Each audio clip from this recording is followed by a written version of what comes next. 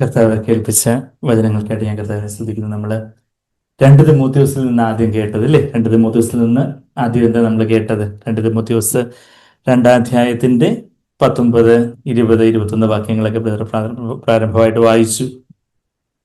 അവിടെ ദൈവത്തിന്റെ ഒരു സ്ഥിരമായിട്ടുള്ള ഒരു അടിസ്ഥാനം, ഫേം ഫൗണ്ടേഷനെ കുറിച്ച് പറയുന്നുണ്ട്. 2 തിമോഥെയോസ് 2-ാം അധ്യായത്തില് അവിടെ അതിന്റെ 19-ാമത്തെ വാക്യത്തിൽ ഫേം ഫൗണ്ടേഷൻ എന്നുള്ളൊരു വാക്ക് കണ്ടു. Nevertheless, the firm foundation of God stands. എന്നാൽ അതായത് എങ്കിലും ദൈവത്തിന് സ്ഥിരമായ അടിസ്ഥാനം നിലനിൽക്കുന്നു, എന്നേക്കും നിലനിൽക്കുന്ന ഒരു സ്ഥിരമായ ഒരു അടിസ്ഥാനമുണ്ട്. ദൈവത്തിന്റെ സ്ഥിരമായ ഒരു അടിസ്ഥാനം. അതിന് തൊട്ട് മുമ്പ് പൗലോസ് പറയുന്നത് വെച്ചാല് വിശ്വാസം മറിച്ച് കളയുന്ന ദുരുപദേശത്തെ കുറിച്ചുമൊക്കെ പറയുന്നത്. പൗലോസിന്റെ എത്രാമത്തെ ലേഖനമായത്? ഏറ്റവും ആദ്യത്തെ ലേഖനമാണോ അവസാനത്തെ ലേഖനം? പൗലോസ് എത്രാമത്തെ വയസ്സിലാ ശിരച്ഛേദം ചെയ്യപ്പെട്ടതായിട്ട് നമ്മൾ വായിക്കുന്നേ? 67-ാമത്തെ വയസ്സിൽ. കഴിഞ്ഞ ദിവസം സാൻബ്രറിന്റെ ആ ഒരു ഫ്യൂണറൽ സെറമണിയിലെ സാൻബ്രറിന്റെ മെസ്സേജ് നിങ്ങൾ കേട്ടായിരുന്നോ? അതിനകത്ത് സാൻബ്രർ 67-ാമത്തെ വയസ്സില. അപ്പൊ ബ്രദർ അത് പൗലോസിന്റെ ആ ഒരു ജീവിതയാത്രയോട് ഉപമിച്ചുകൊണ്ട് താരതമ്യപ്പെടുത്തുകൊണ്ട് പറയുന്നുണ്ടായിരുന്നു. അത് കേൾക്കണം. അറ്റ്ലീസ്റ്റ് സാൻബ്രറിനെങ്കിലും ആ ഒരു ഇത് കേൾക്കണം. അതിനകത്ത് ആ ഒരു സ്വർഗ നരകങ്ങളുടെ യാഥാർത്ഥ്യത്തെ കുറിച്ചും ആ ഒരു സിമ്പിൾ ആയിട്ടുള്ള ഗോസ്പിലൊക്കെ ഒന്നുകൂടെ ഒക്കെ ക്ലിയർ ആയിട്ട്, അഷുറൻസ് ഓഫ് സാൽവേഷൻ, ആ ഒരു രക്ഷയുടെ ഉറപ്പിനെ കുറിച്ചൊക്കെ അതിന്റെ കാര്യങ്ങളെ കുറിച്ചൊക്കെ വേറെ അതിന്റെ ലാറ്റർ പാർട്ട് ഓഫ് ദ മെസ്സേജിൽ പറയുന്നുണ്ട്. അപ്പൊ നിങ്ങളത് അതിന്റെ ലിങ്ക് എല്ലാവരും ഇട്ടിട്ട് അതിന്റെ ഗ്രൂപ്പിലുണ്ട്. അത് കേട്ടിട്ടില്ലാത്തവർ പോയി കേൾക്കണം. അതായത് കുറച്ചുകൂടെ അങ്ങ് ലാറ്റർ പാർട്ടിലെ അവസാനമാണ് സാഗ്ബറിന്റെ മെസ്സേജ്. അപ്പോൾ ഞാൻ പറഞ്ഞതെന്ന് വെച്ചാൽ ആ 67-ാമത്തെ വയസ്സിൽ, അപ്പൊ AD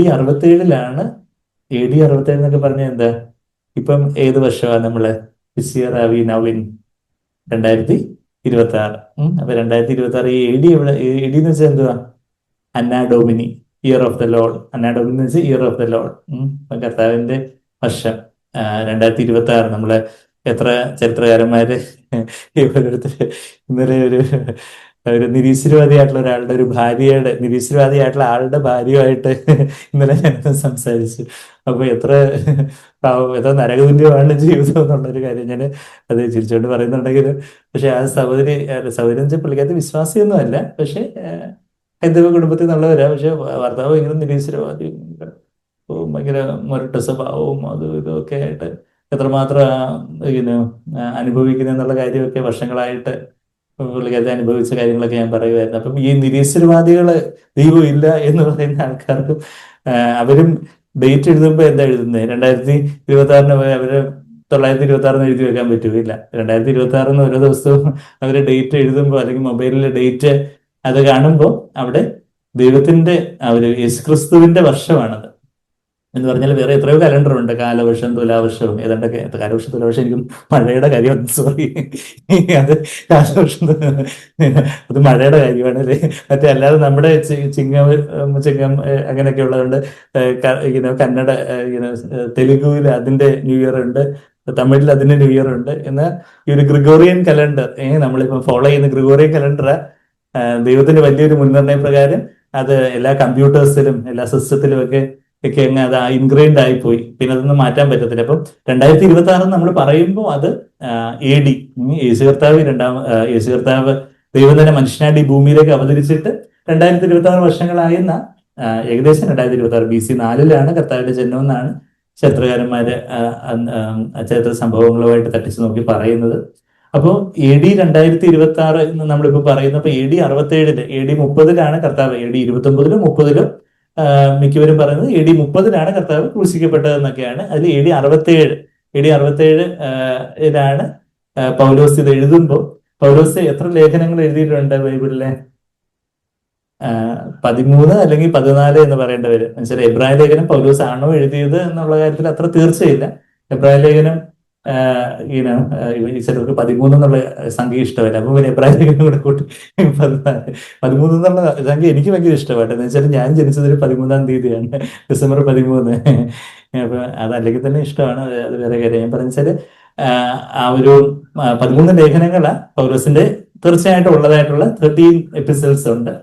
എബ്രായ ലേഖനം കൂടെ കൂട്ടിയാൽ 14 ലേഖനങ്ങളുണ്ട്. അപ്പൊ അങ്ങനെ പറയുകയാണെങ്കിൽ 14-ാമത്തെ ലേഖനമാണ്. എത്രാമത്തെ ലേഖനം എന്ന് വെച്ചാൽ 14-ാമത്തെ ലേഖനം. ഇപ്പൊ എബ്രായ ലേഖനം പൗലോസിനെ അല്ലെന്ന് ഒരാൾ തർപ്പിച്ചു തുടങ്ങി 13-ാമത്തെ ലേഖനമാണ് ഏത് ഇപ്പൊ നമ്മൾ വായിച്ച 2 തിമോഥെയോസ്. അപ്പം തന്റെ നിര്യാണകാലം അടുത്തിരിക്കുന്നു എന്നൊക്കെ അതിന്റെ തൊട്ടടുത്ത അധ്യായത്തിൽ 4-ന്റെ 6-ാമത്തെ വാക്യം വായിച്ചില്ലേ? എന്താ 2 തിമോഥെയോസ് 4-6 ഞാനോ ഇപ്പോൾ തന്നെ പാനീയകമായി ഒഴിക്കപ്പെടുന്നു, എന്റെ നിര്യാണകാലവും അടുത്തിരിക്കുന്നു. My time of my departure has come. ഞാൻ എത്രയും പെട്ടെന്ന് തന്നെ കർത്താവിന്റെ അടുത്തേക്ക് പോകാനുള്ള സമയമായി എന്നുള്ള കാര്യം താൻ പറയുകയാണ്. പൗലോസ് എവിടെ ഏത് രാജകൊട്ടാരത്തിൽ എഴുതിയത്? കാരാഗ്രഹത്തിൽ പ്രസന്റിൽ ഇരുന്നുകൊണ്ടായിരുന്നു എഴുതിയത്. ഒരു ജയിലില്, ഇന്നത്തെ പോലെ ജയിൽ കുട്ടികളെ VIP ആയിട്ട് ട്രീറ്റ് ചെയ്യുന്നിടമൊന്നുമില്ല. അന്ന് റോമൻ തടവുപുള്ളി എന്ന് പറയുമ്പോൾ അതുപോലൊക്കെയുള്ള വല്ലാത്തൊരു കഷ്ടപ്പെടുന്ന ഒരു സമയമാണ്. എന്നാൽ താൻ പലതവണ റൂമില് കാരാഗ്രഹത്തിൽ അകപ്പെട്ടിട്ടുണ്ട്. അപ്പോഴൊക്കെയും ദൈവം വിടുവിച്ചതായിട്ട് നമ്മൾ കാണുന്നുണ്ട്. എന്നാൽ ഇത്തവണ നെറോ ചക്രവർത്തി ശിരച്ഛേദം ചെയ്യുവാനൊക്കെയുള്ള കാര്യങ്ങളും സാധ്യതകളും പൗലോസ് ആത്മാവില് ആ കാര്യങ്ങളെ തന്റെ നിര്യാണകാലം അടുത്തിരിക്കുന്നു. Time is near. Sam brother തന്നെ സിസ്റ്ററിന്റെ സാം ബ്രദറിന്റെ വൈഫിന്റെ ടെസ്റ്റിമണി അതിനകത്ത് കേൾക്കാം. അപ്പൊ ബ്രദർ കുറച്ച് നാളായിട്ട് ഇങ്ങനെ time is near, time is near എന്ന് പറഞ്ഞ് വളരെ ഉത്സാഹത്തോടെ ഓരോ ശുശ്രൂഷകൾക്കായിട്ടും മീറ്റിംഗ്സിനുമായിട്ടൊക്കെ പോകുന്ന കാര്യങ്ങളൊക്കെ പറയുന്നുണ്ടായിരുന്നു. തന്നെ ആ ഒരു ആത്മാവില് അതുപോലെ ഒരു സെൻസ് ചെയ്യാൻ ദൈവം ഒരു പക്ഷേ കാര്യങ്ങളൊക്കെ ഒരു പരിധിവരെയൊക്കെ അറിയിച്ചിട്ടുണ്ടാകാം, നമുക്കറിയത്തില്ല. അപ്പൊ എന്തായാലും ഞാൻ പറഞ്ഞു വെച്ചാൽ ടൈം ഈസ് നിയർ. എന്തൊക്കെ പറഞ്ഞാലും ടൈം ഈസ് നിയർ. കർത്താവിന്റെ വരവ് ഏറ്റവും അടുത്തിരിക്കുന്നു. അപ്പം പൗലോസ് പറയുക എന്റെ നിര്യാണകാലം അടുത്തിരിക്കുന്നു. പൗലോസ് 1 തെസ്സലോനിയർ 4-ാം അധ്യായമൊക്കെ എഴുതുമ്പം ജീവനോട് ഇരിക്കുന്ന നമ്മളും കൂടെ അങ്ങ് എടുക്കപ്പെടുന്ന പറയുമ്പോൾ കർത്താവ് വരുമ്പോഴും താനും ജീവനോട് ഇരിക്കുമെന്നൊക്കെയാ പൗലോസ് അന്ന് ആത്മാവിൽ തന്നെ ആ ഒരു പരിശുദ്ധാത്മാവിന്റെ നിറവിൽ തന്നെ ആ ഒരു പ്രത്യാശയോടാണ് പൗലോസ് ജീവിച്ചത്. നമ്മൾ ജീവിക്കുന്നത് it is not the grave but the sky is our destination എന്ന് പറയും. നമ്മളെപ്പോ മരിക്കും എന്നുള്ള നിലയില് കർത്താവിന്റെ മധ്യാകാശത്തിൽ കർത്താവ് വരുന്നു, അതാണ് നമ്മൾ നോക്കി പാർക്കുന്നത്. ശരിയാണ്, നമ്മള് ചെറുപ്പമായിരിക്കാം, വയസ്സായിരിക്കാം, എങ്കിലും കർത്താവിന്റെ വരവ് ഏറ്റവും അടുത്തിരിക്കുന്നു. നമ്മുടെ നിര്യാണകാലവും അത് എത്ര വർഷം എന്നുള്ള കാര്യവും നമുക്കറിയാം. നമ്മളൊരു അവസാന കാലഘട്ടത്തിലാണ് ജീവിക്കുന്നത്. അപ്പൊ പൗലോസ് തന്റെ മരണം ഏറ്റവും അടുത്തിരിക്കുന്നു എന്നറിയാം. തന്റെ പ്രിയ ശിഷ്യനായിട്ടുള്ള തിമോത്തിയോസിന് ഇത് എഴുതുമ്പോ എന്താ പൗലോസ് ബെയ്റ്റൺ ഏൽപ്പിച്ചു കൊടുക്കും. റിലേ റേസിലൊക്കെ നിങ്ങൾ കണ്ടിട്ടുണ്ടായിരിക്കും അല്ലെ? ബെയ്റ്റൺ എന്ന് പറഞ്ഞാൽ ഇങ്ങനെ പന്തം മാതിരി ഒരു സംഭവം ഒരാൾക്ക് കൊടുക്കും, മറ്റേ അതും കൊണ്ട് ഓടും. അപ്പൊ അങ്ങനെ തിമോത്തിയോസിന് അടുത്ത നേതൃത്വ പദവിയൊക്കെ ഏൽപ്പിച്ച കാര്യങ്ങൾ പറയുമ്പോൾ, സഭയുടെ അവസ്ഥകളൊക്കെ പറയുമ്പോൾ എന്താ എല്ലാം ഏറ്റവും കുഴപ്പമൊന്നുമില്ല. ഈ നഴ്സുമാരെ ഹാൻഡ് ഓവർ ചെയ്യുമ്പോൾ ഒരു കുഴപ്പമൊന്നുമില്ല, അയ്യോ ഒരു കുഴപ്പമില്ലെന്ന് പറയുന്നത്, ഓരോ പേഷ്യന്റ് 1 by 1 ആയിട്ട് പറഞ്ഞിട്ട് പോകണമെന്നൊക്കെ ഇങ്ങനെ ഈ നഴ്സുമാരുടെ ഹാൻഡ് ഓവറിൽ അവരിങ്ങനെ തമാശയായിട്ട് പറയാറുണ്ട്. എന്ന് പറഞ്ഞതുപോലെ പൗലോസ് ഇത് ഹാൻഡ് ഓവർ ചെയ്യുമ്പം സഭയെല്ലാം ഏറ്റവും ഒരു കുഴപ്പമില്ലാതിരിക്കുക എന്നു പറയുമല്ല, കുഴപ്പങ്ങളൊക്കെ ഉണ്ട്. തിമോത്തിയോസെ നീ സൂക്ഷിച്ചോണം, ഇന്ന ആൾക്കാരെയൊക്കെ സൂക്ഷിക്കണം, അങ്ങനെയൊക്കെ പറഞ്ഞുകൊണ്ട് വന്നിട്ടാണ് ഈ സ്ഥിരമായ അടിസ്ഥാനത്തിന്റെ കാര്യം പറയുന്നത്. ഇപ്പൊ ഈ ഒരു വീട് ഈ വീട് മുകളിലോട്ടൊക്കെ കെട്ടുമ്പോഴൊക്കെ എന്താ അടിസ്ഥാനം എത്ര താഴെ പോയിട്ടുണ്ട് അതിനനുസരിച്ച് മുകളിലോട്ട് കെട്ടാനൊക്കത്തുള്ളൂ. എനിക്കൊന്ന് കൺസ്ട്രക്ഷൻ ഫീൽഡിലൊക്കെ ഇരിക്കുന്ന എഞ്ചിനീയർമാരും IT ഫീൽഡിലെ എഞ്ചിനീയർമാരും ഒക്കെ ഉണ്ട് ഇവിടെ. അപ്പോൾ എത്ര ആഴത്തിലുള്ള, എത്ര സ്ഥിരമായിട്ടുള്ള എത്ര അടിസ്ഥാനം ഉണ്ടോ. ഇപ്പം വലിയ സ്കൈ സ്ക്രാപ്പേഴ്സ്, അമ്പരചുംബികളായിട്ടുള്ള വലിയ സൗധങ്ങൾ പണിയുന്നതിനും പിന്നെ സാധാരണ നമ്മുടെ സാധാരണ ഒരു ലോ ബഡ്ജറ്റ് പണിയുന്ന വീടിന് ഒരേ അടിസ്ഥാനമാണോ? അല്ല. അതുപോലെ വലിയ സൗധങ്ങളൊക്കെ പണിയണമെങ്കിൽ അതുപോലെ വലിയ ആഴത്തിൽ അടിസ്ഥാനം ഇട്ടാൽ അതുപോലൊക്കെ ഉള്ളത് പണിയാനൊക്കെ ഉള്ളൂ. ഇപ്പം മുകളിലേക്ക് ഒരു റൂം തന്നെ എടുക്കണമെങ്കിൽ അടിസ്ഥാനത്തിന്റെ ഇതും കാര്യങ്ങളും എത്ര വർഷമായി എന്താ കാര്യങ്ങളൊക്കെ നോക്കിയിട്ട് പണിയാനൊക്കെ ഉള്ളൂ. അല്ലെങ്കിൽ എല്ലാം കൂടെ ഡും പറഞ്ഞപ്പോഴേ വീട്ടിൽ നിന്ന് നമുക്ക് പറയാനൊക്കത്തില്ല. എന്ന് പറഞ്ഞാൽ ദൈവത്തിന് ഒരു സ്ഥിരമായൊരു അടിസ്ഥാനം ഉണ്ട്. ആ കാര്യങ്ങൾ അത് കേട്ടത്. ആ അടിസ്ഥാനത്തില് ഒരു മുദ്രയുണ്ട്, ഒരു സീല് ദൈവം കൊടുത്തിട്ടുണ്ട്. ആ സീലിന് 2 സൈഡ് ഉണ്ടെന്നാണ് പറഞ്ഞിരിക്കുന്നത്. ഒരു സൈഡിൽ എഴുതി വെച്ചേക്കുന്നത് എന്താ? നമ്മൾ അതാ ഇപ്പം വായിച്ച്. ആ സീലിന്റെ ഒരു സൈഡിൽ 19-ാമത്തെ വാക്യം 2 തിമോത്തിയോസ് 2:19, എങ്കിലും ദൈവത്തിന്റെ സ്ഥിരമായ അടിസ്ഥാനം നിലനിൽക്കുന്നു, the firm foundation of God stands, എന്നേക്കും നിലനിൽക്കുന്നു. ആകാശവും ഭൂമിയും മാറിപ്പോയാലും കർത്താവിന്റെ വചനങ്ങൾ നിലനിൽക്കുന്നു. പിന്നെ ആരാ നിലനിൽക്കുന്നത്? ആകാശവും ഭൂമിയും മാറിയാലും എന്റെ വാക്കുകൾ മാറിപ്പോയില്ലെന്ന് കർത്താവ് മത്തായി 24:35 പറയുന്ന കാര്യമൊക്കെ നമ്മൾ കഴിഞ്ഞ ആഴ്ചയൊക്കെ നമ്മൾ വീണ്ടും ആ റെഫറൻസ് ഒക്കെ എഴുതിയെടുത്തു. എവിടെ? മത്തായി 24:35. അതുപോലെ നിലനിൽക്കുന്ന ആരാ? കർത്താവ് നിലനിൽക്കുന്നു, കർത്താവിന്റെ വചനം നിലനിൽക്കുന്നു. പിന്നെ ആരാ നിലനിൽക്കുന്നേ? നമ്മൾ ഇവിടെ ഒരു വിരൽ വെച്ചുകൊണ്ട് 1 യോഹന്നാൻ 2-ാം അധ്യായത്തിലേക്ക് പോകുമ്പോൾ അവിടെ ആരാ നിലനിൽക്കുന്നേ? ഈ വചനം പ്രമാണിക്കുന്നവൻ. അതായത് 1 യോഹന്നാന്റെ 1-ാമത്തെ ലേഖനം 2-ാം അധ്യായത്തിലേക്ക് വരുവാണെങ്കിൽ ദൈവം നിലനിൽക്കുന്നു, ദൈവവചനം, ദൈവം തന്നെയാണ് ദൈവവചനം, ദൈവവചനവും നിലനിൽക്കുന്നു. പിന്നെ ഈ ദൈവവചനം രൂപാന്തരപ്പെടുത്തിയ ഒരു കൂട്ടരുണ്ട്, അവര് നിലനിൽക്കുന്നു. അതാ നമ്മളവിടെ 1 തിമോത്തിയോസ് 2:17. എന്താ ദൈവവചനം? എന്താ നമ്മൾ വായിക്കുന്നേ? 1 യോഹന്നാൻ 2-ാം അധ്യായത്തിന്റെ 17-ാമത്തെ വാക്യം, ലോകവും അതിന്റെ മോഹവും ഒഴിഞ്ഞു പോകുന്നു, ദൈവേഷ്ടം ചെയ്യുന്നവനും എന്നേക്കും നിലനിൽക്കുന്നു, എന്നേക്കും ഇരിക്കുന്നു. The one who does the will of God lives forever, അല്ലെങ്കിൽ abides forever എന്നാ കുറച്ചുകൂടെ കറക്റ്റ് ആയിട്ടുള്ള ട്രാൻസ്ലേഷൻ വേണ്ടതെന്ന് വെച്ചാൽ മെനോ എന്ന് പറയുന്ന ഗ്രീക്ക് വാക്ക് അവിടെ ഉപയോഗിച്ചിരിക്കുന്നത്. മെനോ എന്ന് പറഞ്ഞാല് കർത്താവ് യോഹന്നാൻ 15 മൊത്തവും 4-5 വാക്യങ്ങളിലൊക്കെ എന്നിൽ വസിക്കുന്നവൻ, ഞാൻ അവരിൽ വസിക്കുന്നു എന്ന് പറയുമ്പോൾ എബൈഡ്, മെനോ എന്ന് പറയുന്ന അതേ ഗ്രീക്ക് പദം തന്നെ. അതും യോഹന്നാൻ അപ്പോസ്തലൻ എഴുതിയത്, ഇതും യോഹന്നാൻ അപ്പോസ്തലൻ എഴുതിയത്. ആ പദം തന്നെയാണ് അപ്പോസ്തലൻ ഇവിടെ എഴുതിയിരിക്കുന്നത്. എന്നേക്കും ഇരിക്കുന്നു എന്നുള്ളതിനെക്കാട്ടിലും ട്രാൻസ്ലേഷൻ എന്നേക്കും നിലനിൽക്കുന്നു അല്ലെങ്കിൽ വസിക്കുന്നു, എബൈഡ്, മെനോ എന്നുള്ള ഗ്രീക്ക് വാക്ക് അവിടെ ഉപയോഗിച്ചിരിക്കുന്നത്. The world is passing away. ഈ കാണുന്ന ആകാശം ഭൂമി എല്ലാം മാറിപ്പോകും. നമ്മളെപ്പോഴും എന്താണ് പറയുന്നത്, വെളിപാട് പുസ്തകത്തിന്റെ പഠനത്തിൽ നമ്മളെപ്പോഴും പറയാറുണ്ട്, ഇപ്പം കാണുന്നതെല്ലാം മാറിപ്പോയി, കർത്താവിന്റെ വരവ്, പിന്നെ 1000 വർഷക്കാലം ഭരണം, അതിനുശേഷം ഈ ആകാശവും ഭൂമിയും, ഈ സ്വർഗവും ഭൂമിയും എല്ലാം അഗ്നിക്കിരയാകും. അതിനുശേഷം പിന്നെ പുതിയ ആകാശവും പുതിയ ഭൂമിയും. നമ്മൾ ഏത് അധ്യായത്തിൽ അത് കാണുന്ന പുതിയ ആകാശവും പുതിയ ഭൂമിയും? വെളിപാട് 21-ാം അധ്യായത്തിൽ നമ്മൾ കാണുന്നു, റെവലേഷൻ 21. അപ്പൊ പിന്നെ പുതിയ ആകാശവും പുതിയ ഭൂമിയും. ഈ പുതിയ ആകാശത്തിലും പുതിയ ഭൂമിയിലും ആരേ ഉള്ളൂ? കർത്താവുണ്ട്, കർത്താവിന്റെ വചനമുണ്ട്. ഈ കർത്താവിന്റെ വചനം ആകുന്ന കർത്താവിന്റെ ഹിതം, കർത്താവിന്റെ ഇഷ്ടം ചെയ്യുന്നവൻ, കർത്താവിന്റെ ഇഷ്ടം തന്നെയാണ് കർത്താവിന്റെ വചനം എന്ന് നമ്മൾ പറഞ്ഞിട്ടുണ്ട് പലപ്പോഴും. എങ്ങനെ നമ്മൾ ഡിറ്റക്ട് ചെയ്ത് A=B, B=C, സോ A=C എന്ന് പറഞ്ഞിട്ടുണ്ട്. ഓർക്കുന്നുണ്ട് ആ വാക്യങ്ങള്? 2 വാക്യങ്ങൾ എടുത്തു വെച്ചിട്ട് നമ്മൾ പറയും കർത്താവിന്റെ ഇഷ്ടം തന്നെയാണ് കർത്താവിന്റെ വചനം, കർത്താവിന്റെ വചനം തന്നെയാണ് കർത്താവിന്റെ ഇഷ്ടം എന്ന് പറഞ്ഞാല് മത്തായി 4:4 ദൈവത്തിന്റെ വായിൽ നിന്ന് വരുന്ന ഓരോ വാക്കുകൊണ്ടും നമ്മൾ ജീവിക്കണ്ടേ. മനുഷ്യൻ അപ്പം കൊണ്ട് മാത്രമല്ല, ദൈവത്തിന്റെ വായിൽ നിന്ന് വരുന്ന ഓരോ വാക്കുകൊണ്ടോ ജീവിക്കണ്ടേ എന്നാണ് മത്തായി 4:4 വാക്യത്തിൽ നമ്മൾ വായിക്കുന്നത്. അപ്പം ദൈവത്തിന്റെ വാക്ക്, ദൈവത്തിന്റെ വചനമാണ് നമുക്ക് ആഹാരമായിട്ടുള്ളത്. കർത്താവ് എന്താ പറയുന്നേ?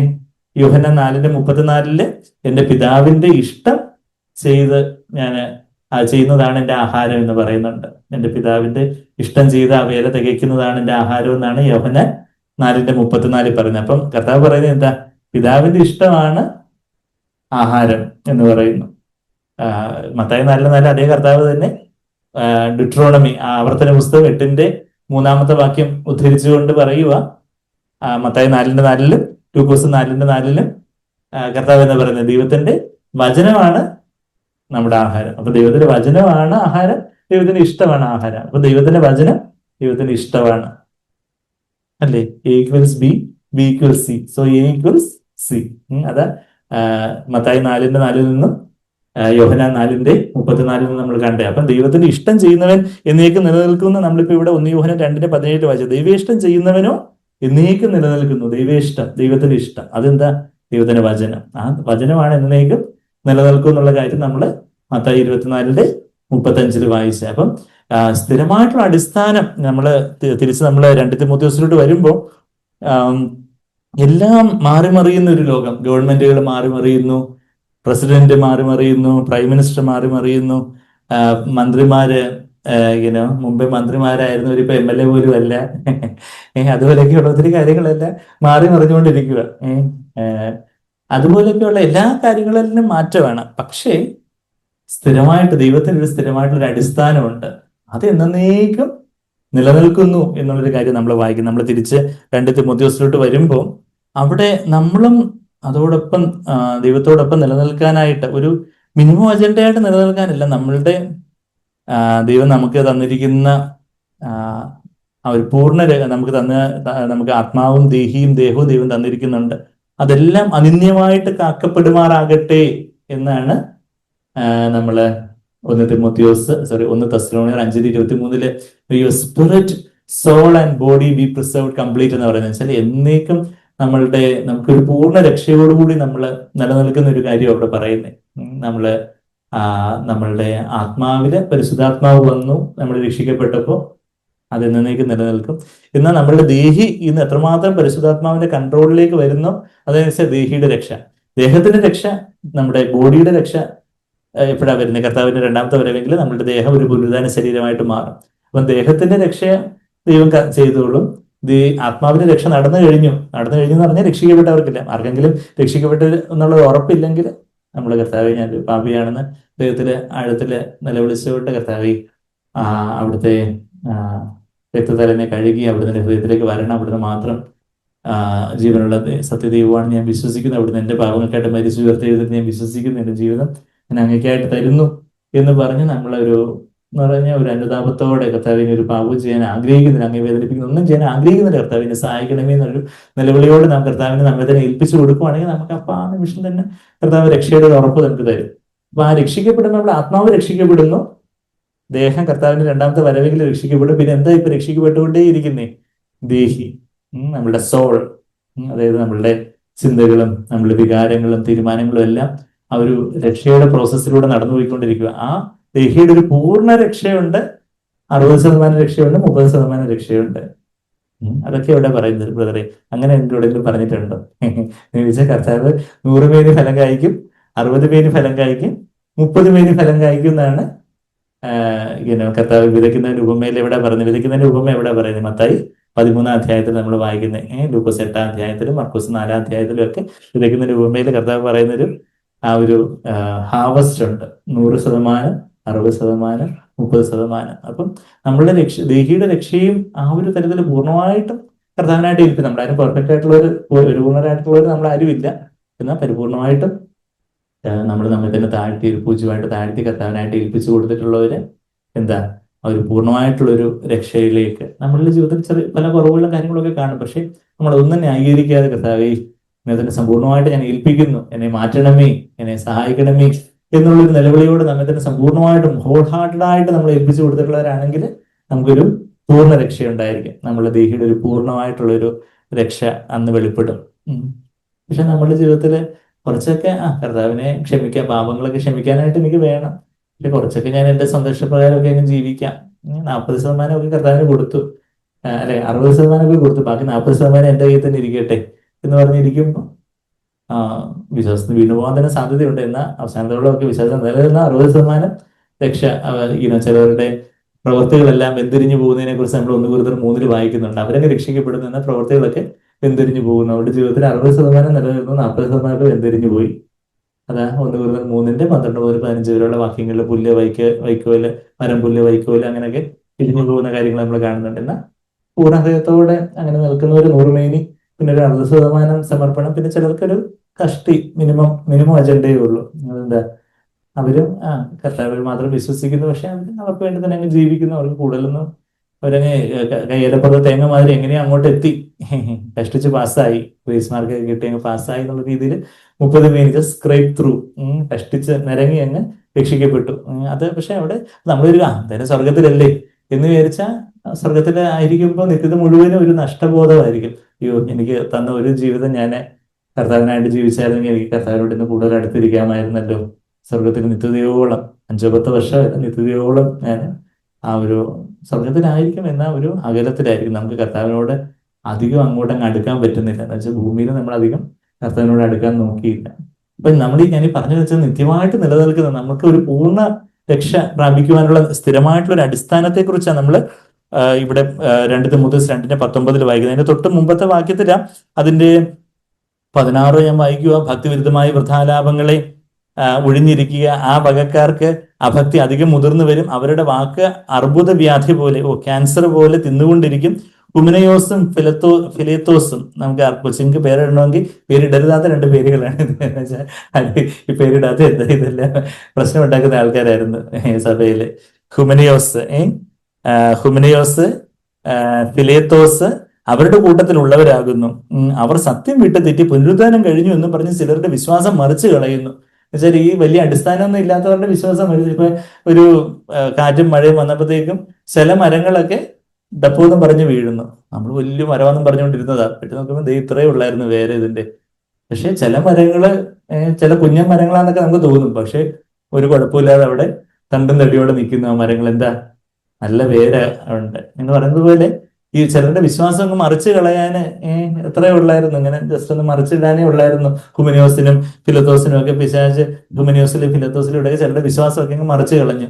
എന്താ സ്ഥിരമായിട്ടുള്ള അടിസ്ഥാനം എന്താ വേണ്ടത് എന്നുള്ള കാര്യമാണ് നമ്മളിപ്പോൾ വായിച്ചാൽ. സ്ഥിരമായിട്ടുള്ള അടിസ്ഥാനത്തിൽ എന്തുണ്ട്? ദൈവത്തിൽ ഒരു മുദ്ര, ഒരു സീലുണ്ട്. മുദ്ര എന്നൊക്കെ പറഞ്ഞതിനെക്കാട്ടിലും സീൽ.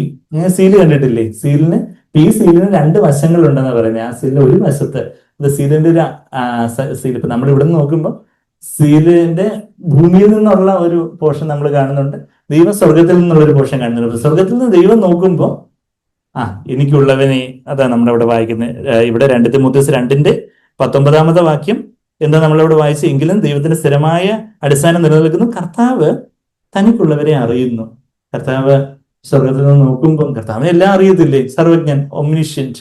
പക്ഷേ ചിലരെ ദൈവം വ്യക്തിപരമായിട്ട് വളരെ ഒരു ഇടയൻ ആടിനെ അറിയുന്നത് പോലെ, ഒരു ആത്മമണവാളൻ മണവാട്ടി അറിയുന്നത് പോലെ അറിയുന്നു എന്നുള്ളൊരു വാക്ക് ഗ്നോസ്കോ എന്നൊരു പദമാണ് അവിടെ ഉപയോഗിച്ചിരിക്കുന്നത്. ഗ്നോസിസ് എന്നുള്ള വാക്ക് നമുക്ക് വളരെ പരിചയമാണ്. ഡയഗ്നോസിസ്, ഡോക്ടർ ഇതിന്റെ ഡയഗ്നോസിസ് എന്താണ്, എന്താണ് ഇതിന്റെ പ്രോഗ്നോസിസ് എന്ന് പറഞ്ഞ ഡയഗ്നോസിസ് എന്ന് പറഞ്ഞാൽ അതിന്റെ ആ രോഗത്തിന്റെ പേര് എന്തുവാ, എന്താ രോഗം.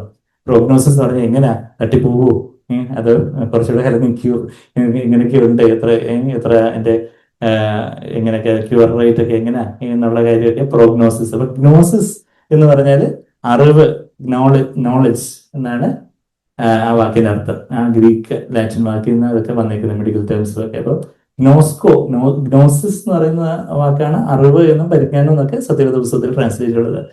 എന്നാൽ ഗ്നോസ്കോ എന്നുള്ള വാക്കാണ് അറിയുക.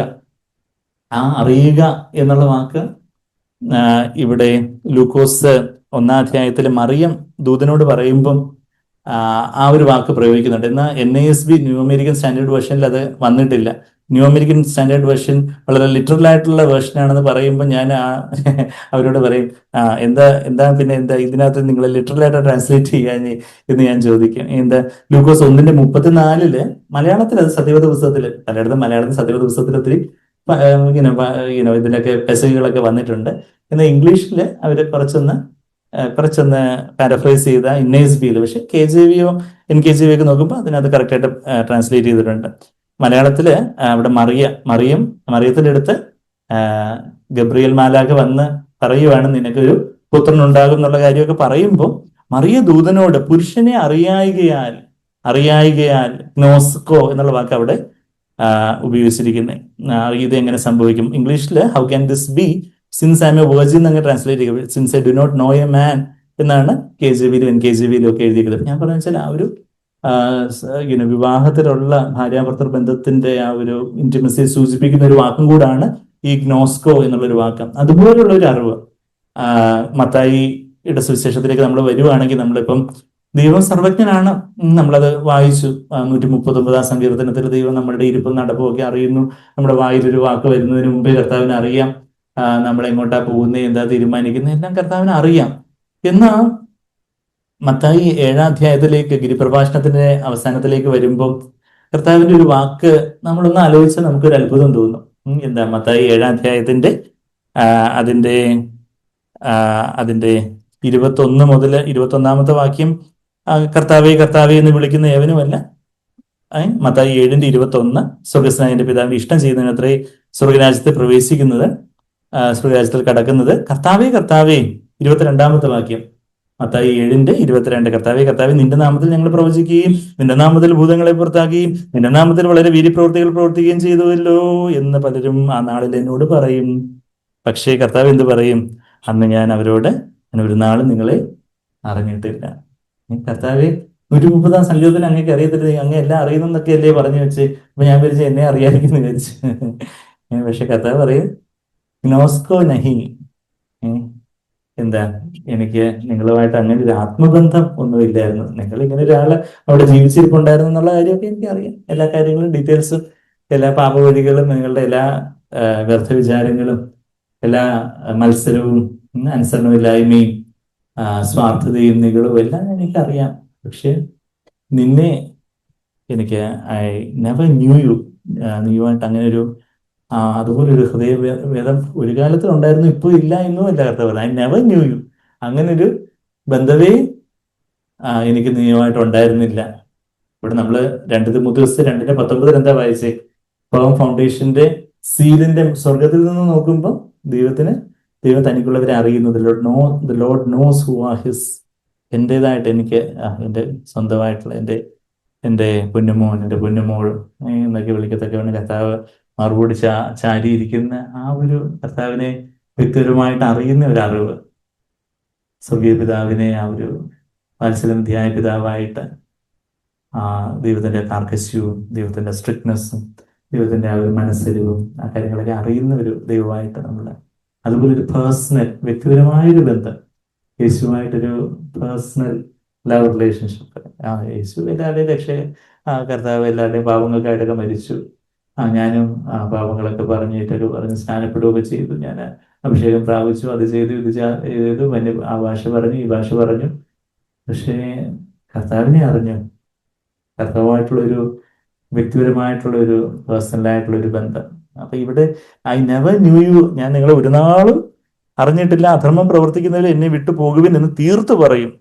I will declare to them, അത് തീർത്ത് പറയും എന്നവിടെ മലയാളത്തിൽ പരിഭാഷപ്പെടുത്തിയിരിക്കുന്നത്. മത്തായി 25 വരുമ്പം ബുദ്ധിയുള്ള കന്യകമാരുടെ ഉപമയില് അവിടെ പറയുന്നത്, ഞാൻ നിങ്ങളെ ഒരു നാളും അറിഞ്ഞിട്ടില്ലെന്നല്ല, ഞാൻ നിങ്ങളെ അറിയുന്നില്ല. അപ്പം ഒരുപക്ഷെ അവർക്ക് അവരുടെ ജീവിതത്തിന്റെ ആദ്യകാലങ്ങളിലൊക്കെ കർത്താവിനെ അറിയുന്ന ഒരു ബന്ധമൊക്കെ ഉണ്ടായിരിക്കാം. പക്ഷേ മത്തായി 25 ആദ്യത്തെ 13 വാക്യങ്ങളില് നമ്മൾ എന്ത് വായിക്കുന്നേ? പാരബിൾ ഓഫ് ദ 10 വെർജിൻസ്, 10 കന്യകമാരുടെ ഉപമ. അവിടെ 12ാമത്തെ വാക്യത്തിൽ അതിനവൻ ഞാൻ നിങ്ങളെ ഒരു നാളും അറിഞ്ഞിട്ടില്ലെന്നാണ് പറയുന്നത്. I do not know you, ഞാൻ നിങ്ങളെ അറിയുന്നില്ല എന്ന് സത്യമായിട്ട്, ഞാൻ വെറുതെ അങ്ങ് പറയുമല്ല, truly I say to you, സത്യമായിട്ട് നിങ്ങളോട് പറയുന്നു. അപ്പോൾ അവരുടെ ജീവിതത്തിന്റെ ഒരു ഘട്ടം വരെയൊക്കെ അവർക്ക് കർത്താവിനെ അറിയുന്ന ഒരു ബന്ധം അവർക്കുണ്ടായിരുന്നു. എന്നാൽ കുറച്ച് കഴിഞ്ഞപ്പോഴൊക്കെ നല്ല പേരും പദവിയൊക്കെ ആയി, നല്ല വിശ്വാസിയായിട്ടുള്ള സഹോദരി, ആർക്കൊരു എതിരഭിപ്രായമില്ല. നമ്മളുടെ ആ ഒരു മനുഷ്യമാനത്തിൽ, നമ്മളുടെ ശുശ്രൂഷ മനുഷ്യമാനം നമ്മൾ ആ ഒരു നല്ല സാക്ഷ്യത്തിൽ അങ്ങനെ നിഗളിച്ചങ്ങ് പോയി. കുറച്ച് കഴിയുമ്പോൾ കർത്താവിനോട് തിട്ടമായിട്ട് അവൻ എന്നെ ചേർത്തിടും മണിയറയിൽ എന്നൊക്കെ നമ്മളെ പാടും. ഞാൻ പരമേശ്വരന് സദം എന്നുള്ള പാട്ടിൽ പാടുന്നുണ്ട്. തിട്ടമായിട്ട് റെഗുലറായിട്ട് എന്നെ കർത്താവ് മണിയറയിൽ ചേർക്കുന്ന, അതുപോലെ യേശുവായിട്ടുള്ളൊരു സ്നേഹബന്ധം, കർത്താവുമായിട്ടുള്ളൊരു പേഴ്സണൽ ടൈം, വ്യക്തിപരമായിട്ടുള്ളൊരു സമയം നമുക്കുണ്ടോ എന്ന് നിങ്ങളോട് ഓരോരുത്തരോടും ഞാൻ ചോദിക്കുക. കുഞ്ഞുങ്ങളോട് ഞാൻ ചോദിക്കുക, ചെറുപ്പക്കാരോട് ഞാൻ ചോദിക്കുക, മുതിർന്നവരോട് ചോദിക്കുക. നിങ്ങള് ബൈബിൾ വായിക്കുന്നുണ്ടോ എന്നൊക്കെ പറയുന്നത് വെറും ഒരു bare minimum.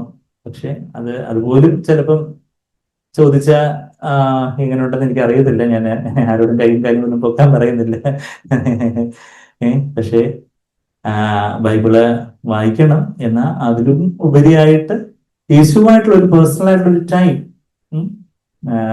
A personal time with the lord where you hear the lord. ഇന്ന് രാവിലെ ഞാൻ ഒരു ബ്രദറിന്റെ സ്റ്റാറ്റസ് പെട്ടെന്ന് രാവിലെ ഇത് എടുത്തപ്പോൾ കണ്ടപ്പോൾ, നമ്മുടെ താമ്രത്തെ ജേസുദാസ് ബ്രദറിന്റെ സ്റ്റാറ്റസില് ചാൾസ് വെസ്ലിയുടെ ആണെന്ന് തോന്നുന്നു, ചാൾസ് വെസ്ലിയുടെ ഒരു കോട്ട്. അപ്പൊ അത് ഞാൻ ചാൾസ് വെസ്ലിയുടെ ഒരു കോട്ട് ഞാൻ ഒന്നുകൂടെ ഒന്ന് എടുക്കണം. അതിനകത്ത് ഇപ്പൊ AWTSന്റെ കോട്ട ഇവിടെ ഇരിക്കുന്നു, മറ്റേത് 225 മണിക്കൂർ കഴിഞ്ഞപ്പോൾ കഴിഞ്ഞെന്ന് തോന്നുന്നു. ഇപ്പൊ AWTSന്റെ കോട്ട, God is found in the measure he is wanted.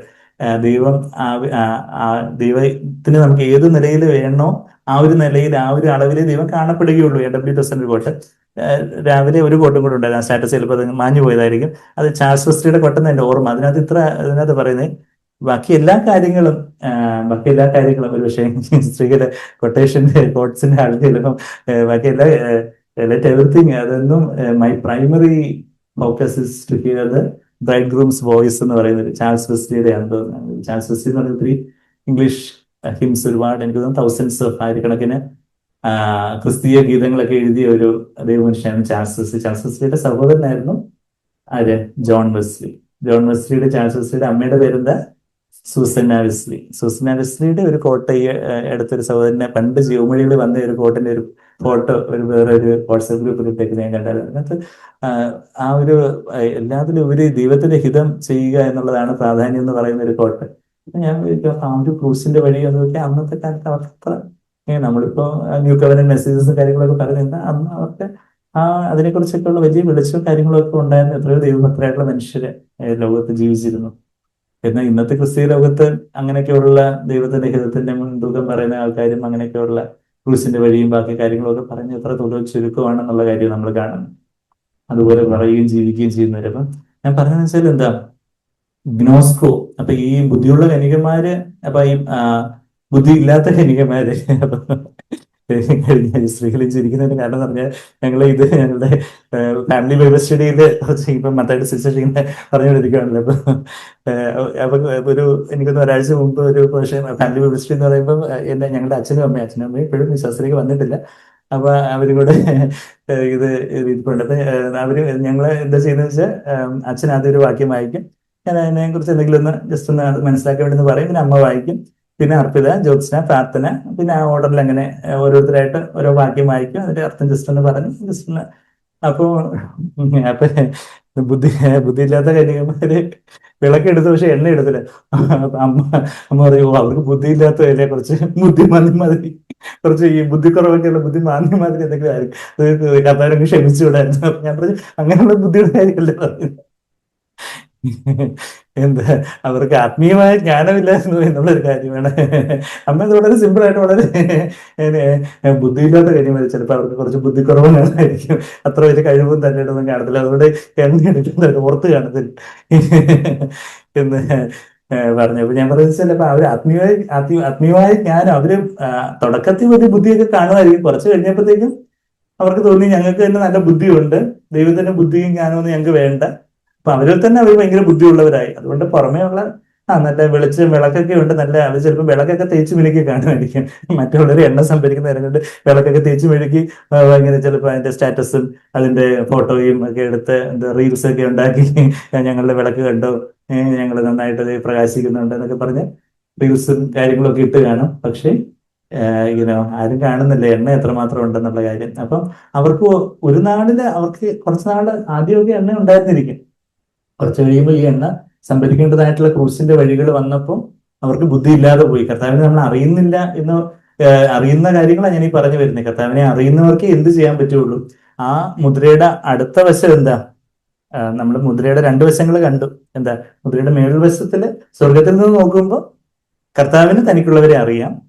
താഴെ നിന്ന് നമ്മൾ നോക്കുക, നമ്മുടെ ഭാഗത്തു നിന്ന് നോക്കുമ്പോൾ എന്താ, കർത്താവിന് നാമം വിളിച്ചപേക്ഷിക്കുന്ന ഏവന് അനീതി വിട്ട് ഓടിപ്പോകട്ടെ, അനീതി വിട്ട് ഒഴിയട്ടെ. ബന്ധം അവര് തങ്ങളുടെ ജീവിതത്തിലെ പാപ വഴികള്, സ്വന്തം വഴികള് കർത്താവിന് ചേരാത്തതായിട്ടുള്ള, നമ്മൾ ഞാൻ വലിയ പാപമൊന്നും ചെയ്യുന്നില്ലല്ലോ, പട്ടികപ്പെട്ട പാപമൊന്നും ചെയ്യുന്നില്ല. പക്ഷെ യേശു കർത്താവിന് ചേരാത്തതായിട്ട് ദൈവം നമ്മൾ കാണിക്കുന്നതായിട്ടുള്ള ചില നിഗളത്തിന്റെ, ചില സ്വാർത്ഥതയുടെ, ചില അശുദ്ധിയുടെ, ചില കയ്പിന്റെ, ചില അസൂയയുടെ, ചില ആകുല ചിന്തകളുടെ, അങ്ങനെയൊക്കെയുള്ള ലോകപരമായിട്ടുള്ള ലോകത്തിന്റെ സ്റ്റൈല്, ലോകത്തിന്റെ ഒരു മാനം, മനുഷ്യമാനം തേടുന്ന അവരെല്ലാവരും എന്നെ കുറിച്ച്, എന്റെ ഫ്രണ്ട്സ് എല്ലാവരും എന്നെ കുറിച്ച് കൂളായിട്ട് പറയണം, എല്ലാവരുടെ മുമ്പിൽ ഞാൻ അക്സെപ്റ്റബിൾ ആവണം, എല്ലാവരും എന്നെ കുറിച്ച് വലിയ നല്ല കാര്യങ്ങൾ പറയണം. അങ്ങനെയൊക്കെയുള്ള അങ്ങനെയുള്ള കാര്യം, അതാണ് അനീതി. അനീതി എന്ന് പറയുമ്പോൾ എന്തോ നമ്മളെന്തോ വലിയ 10 കോടിയുടെ അഴിമതി നടത്തിയ കാര്യവും അതുപോലെ ഉള്ള വലിയ വലിയ കാര്യങ്ങളൊന്നും വേണ്ട.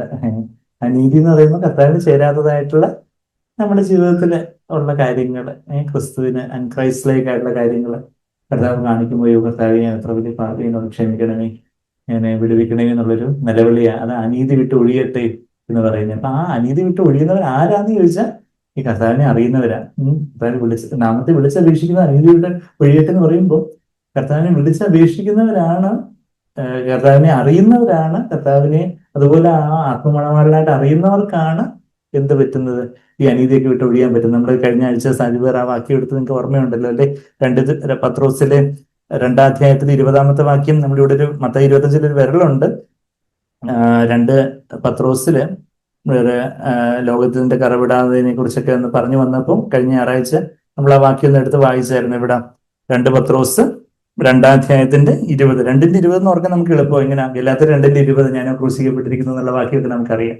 ഗലാത്യർ 2:20 അറിയാം. ഇപ്പൊ ഇവിടെ നമ്മളിവിടെ 2 പത്രോസ് രണ്ടാം അധ്യായത്തിന്റെ 20-ാമത്തെ വാക്യം. കർത്താവും രക്ഷിതാവുമായ യേശുക്രിസ്തുവിന്റെ പരിജ്ഞാനത്തിൽ, ഈ പരിജ്ഞാനം എന്നുള്ള വാക്ക് ഞാനൊന്ന് വെട്ടിയിട്ട് എന്ത് എഴുതും? അറിവ്. പരിജ്ഞാനം എന്നുള്ള അഗ്നോസിസ് എന്നുള്ള വാക്കാണ്. വെച്ചാൽ യേശുക്രിസ്തുവിനെ അറിയുന്നതിനാൽ എന്നുള്ളതാണ് gnosis. By the knowing of the lord, knowledge of the lord and saviour. അതാ കർത്താവും രക്ഷിതാവുമായ യേശുക്രിസ്തുവിന് പരിജ്ഞാനം എന്ന് പറയുമ്പോൾ നമ്മളെന്തോ വലിയ ബൈബിൾ കോളേജിലെ വലിയ പരിജ്ഞാനം, വലിയ PhD ഡിഗ്രി ആണോ? അല്ല. യേശുവിനെ അപ്പമണ്ണമായിട്ട് അറിയുന്നതിലൂടെ, അതാ കർത്താവും രക്ഷിതാവുമായ യേശുക്രിസ്തുവിനെ അറിയുന്നതിലൂടെ ലോകത്തിന്റെ മാലിന്യം വിട്ടോടിയവർ. പിന്നെ അതിലും വീണ്ടും പിന്നെ കുടുങ്ങിപ്പോകുന്ന കാര്യം അവിടെ മുന്നറിയിപ്പ് കൊടുത്തിരിക്കുന്നത്. അപ്പം ആ അറിയുന്നതിലൂടെ, കർത്താവിനെ അറിയുന്നതിലൂടെ, അറിയുന്ന അളവിൽ നമുക്ക് ഈ ലോകത്തിന്റെ മാലിന്യം വിട്ടോടി പോകാനൊക്കും. അത് അനീതി വിട്ടോടി പോകാനൊക്കും. അതാ നമ്മളിപ്പം ഇവിടെ വായിച്ച 2 തിമോഥെയോസ് 2:19-20 ആ സീല്, ആ ഒരു മുദ്രയുടെ 2 വശങ്ങൾ എന്താ? കർത്താവ് നോക്കുമ്പോൾ എനിക്കിവരെയൊക്കെ എൻ്റെ കുഞ്ഞുങ്ങളായിട്ട്, എൻ്റെ കാന്തയായിട്ട് എനിക്കിവരെ അറിയാം. അങ്ങനെയുള്ളവരാ എന്താ നമ്മൾ ഇവിടെ നിന്ന് നോക്കുമ്പോൾ നമ്മളെ പ്രായമായിട്ട് നമ്മുടെ ജീവിതത്തിൽ, ദൈനംദിന ജീവിതത്തിൽ അരുതാത്തായിട്ടുള്ളൊരു ചിന്തകളോ വാക്കുകളോ മനോഭാവങ്ങളോ പ്രവൃത്തികളോ ഒക്കെ വരുമ്പം നമുക്ക് അവിടെ അതൊക്കെ വിട്ടോടി പോകുവാനും, ചില തെറ്റായിട്ടുള്ള ചില കൂട്ടുകെട്ട്, നിങ്ങളെ യൗവനക്കാരായിരിക്കുമ്പം നിങ്ങളെ മലീമസപ്പെടുത്തുന്ന ചില സംസാരങ്ങളൊക്കെ കോളേജിലും ഹോസ്റ്റലിലും ക്യാമ്പസിലും സ്കൂളിലും ഒക്കെ കാണും.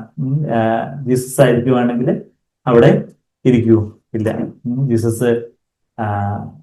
ജീസസിന്റെ ഫെലോഷിപ്പില് അവിടെ നമുക്ക് ഇരിക്കാൻ പറ്റത്തില്ല. അപ്പം നമ്മൾ ചില കൂട്ടുകെട്ടുകളും കാര്യങ്ങളൊക്കെ ആരെങ്കിലും നമ്മൾ വെറുക്കണം എന്നല്ല, ചിലരോട് നമ്മൾ ഒരു ഹെൽത്തി ഡിസ്റ്റൻസ്, ഒരു ആരോഗ്യകരമായിട്ടുള്ളൊരു അകലം പാലിക്കുക എന്നുള്ളതാണ്.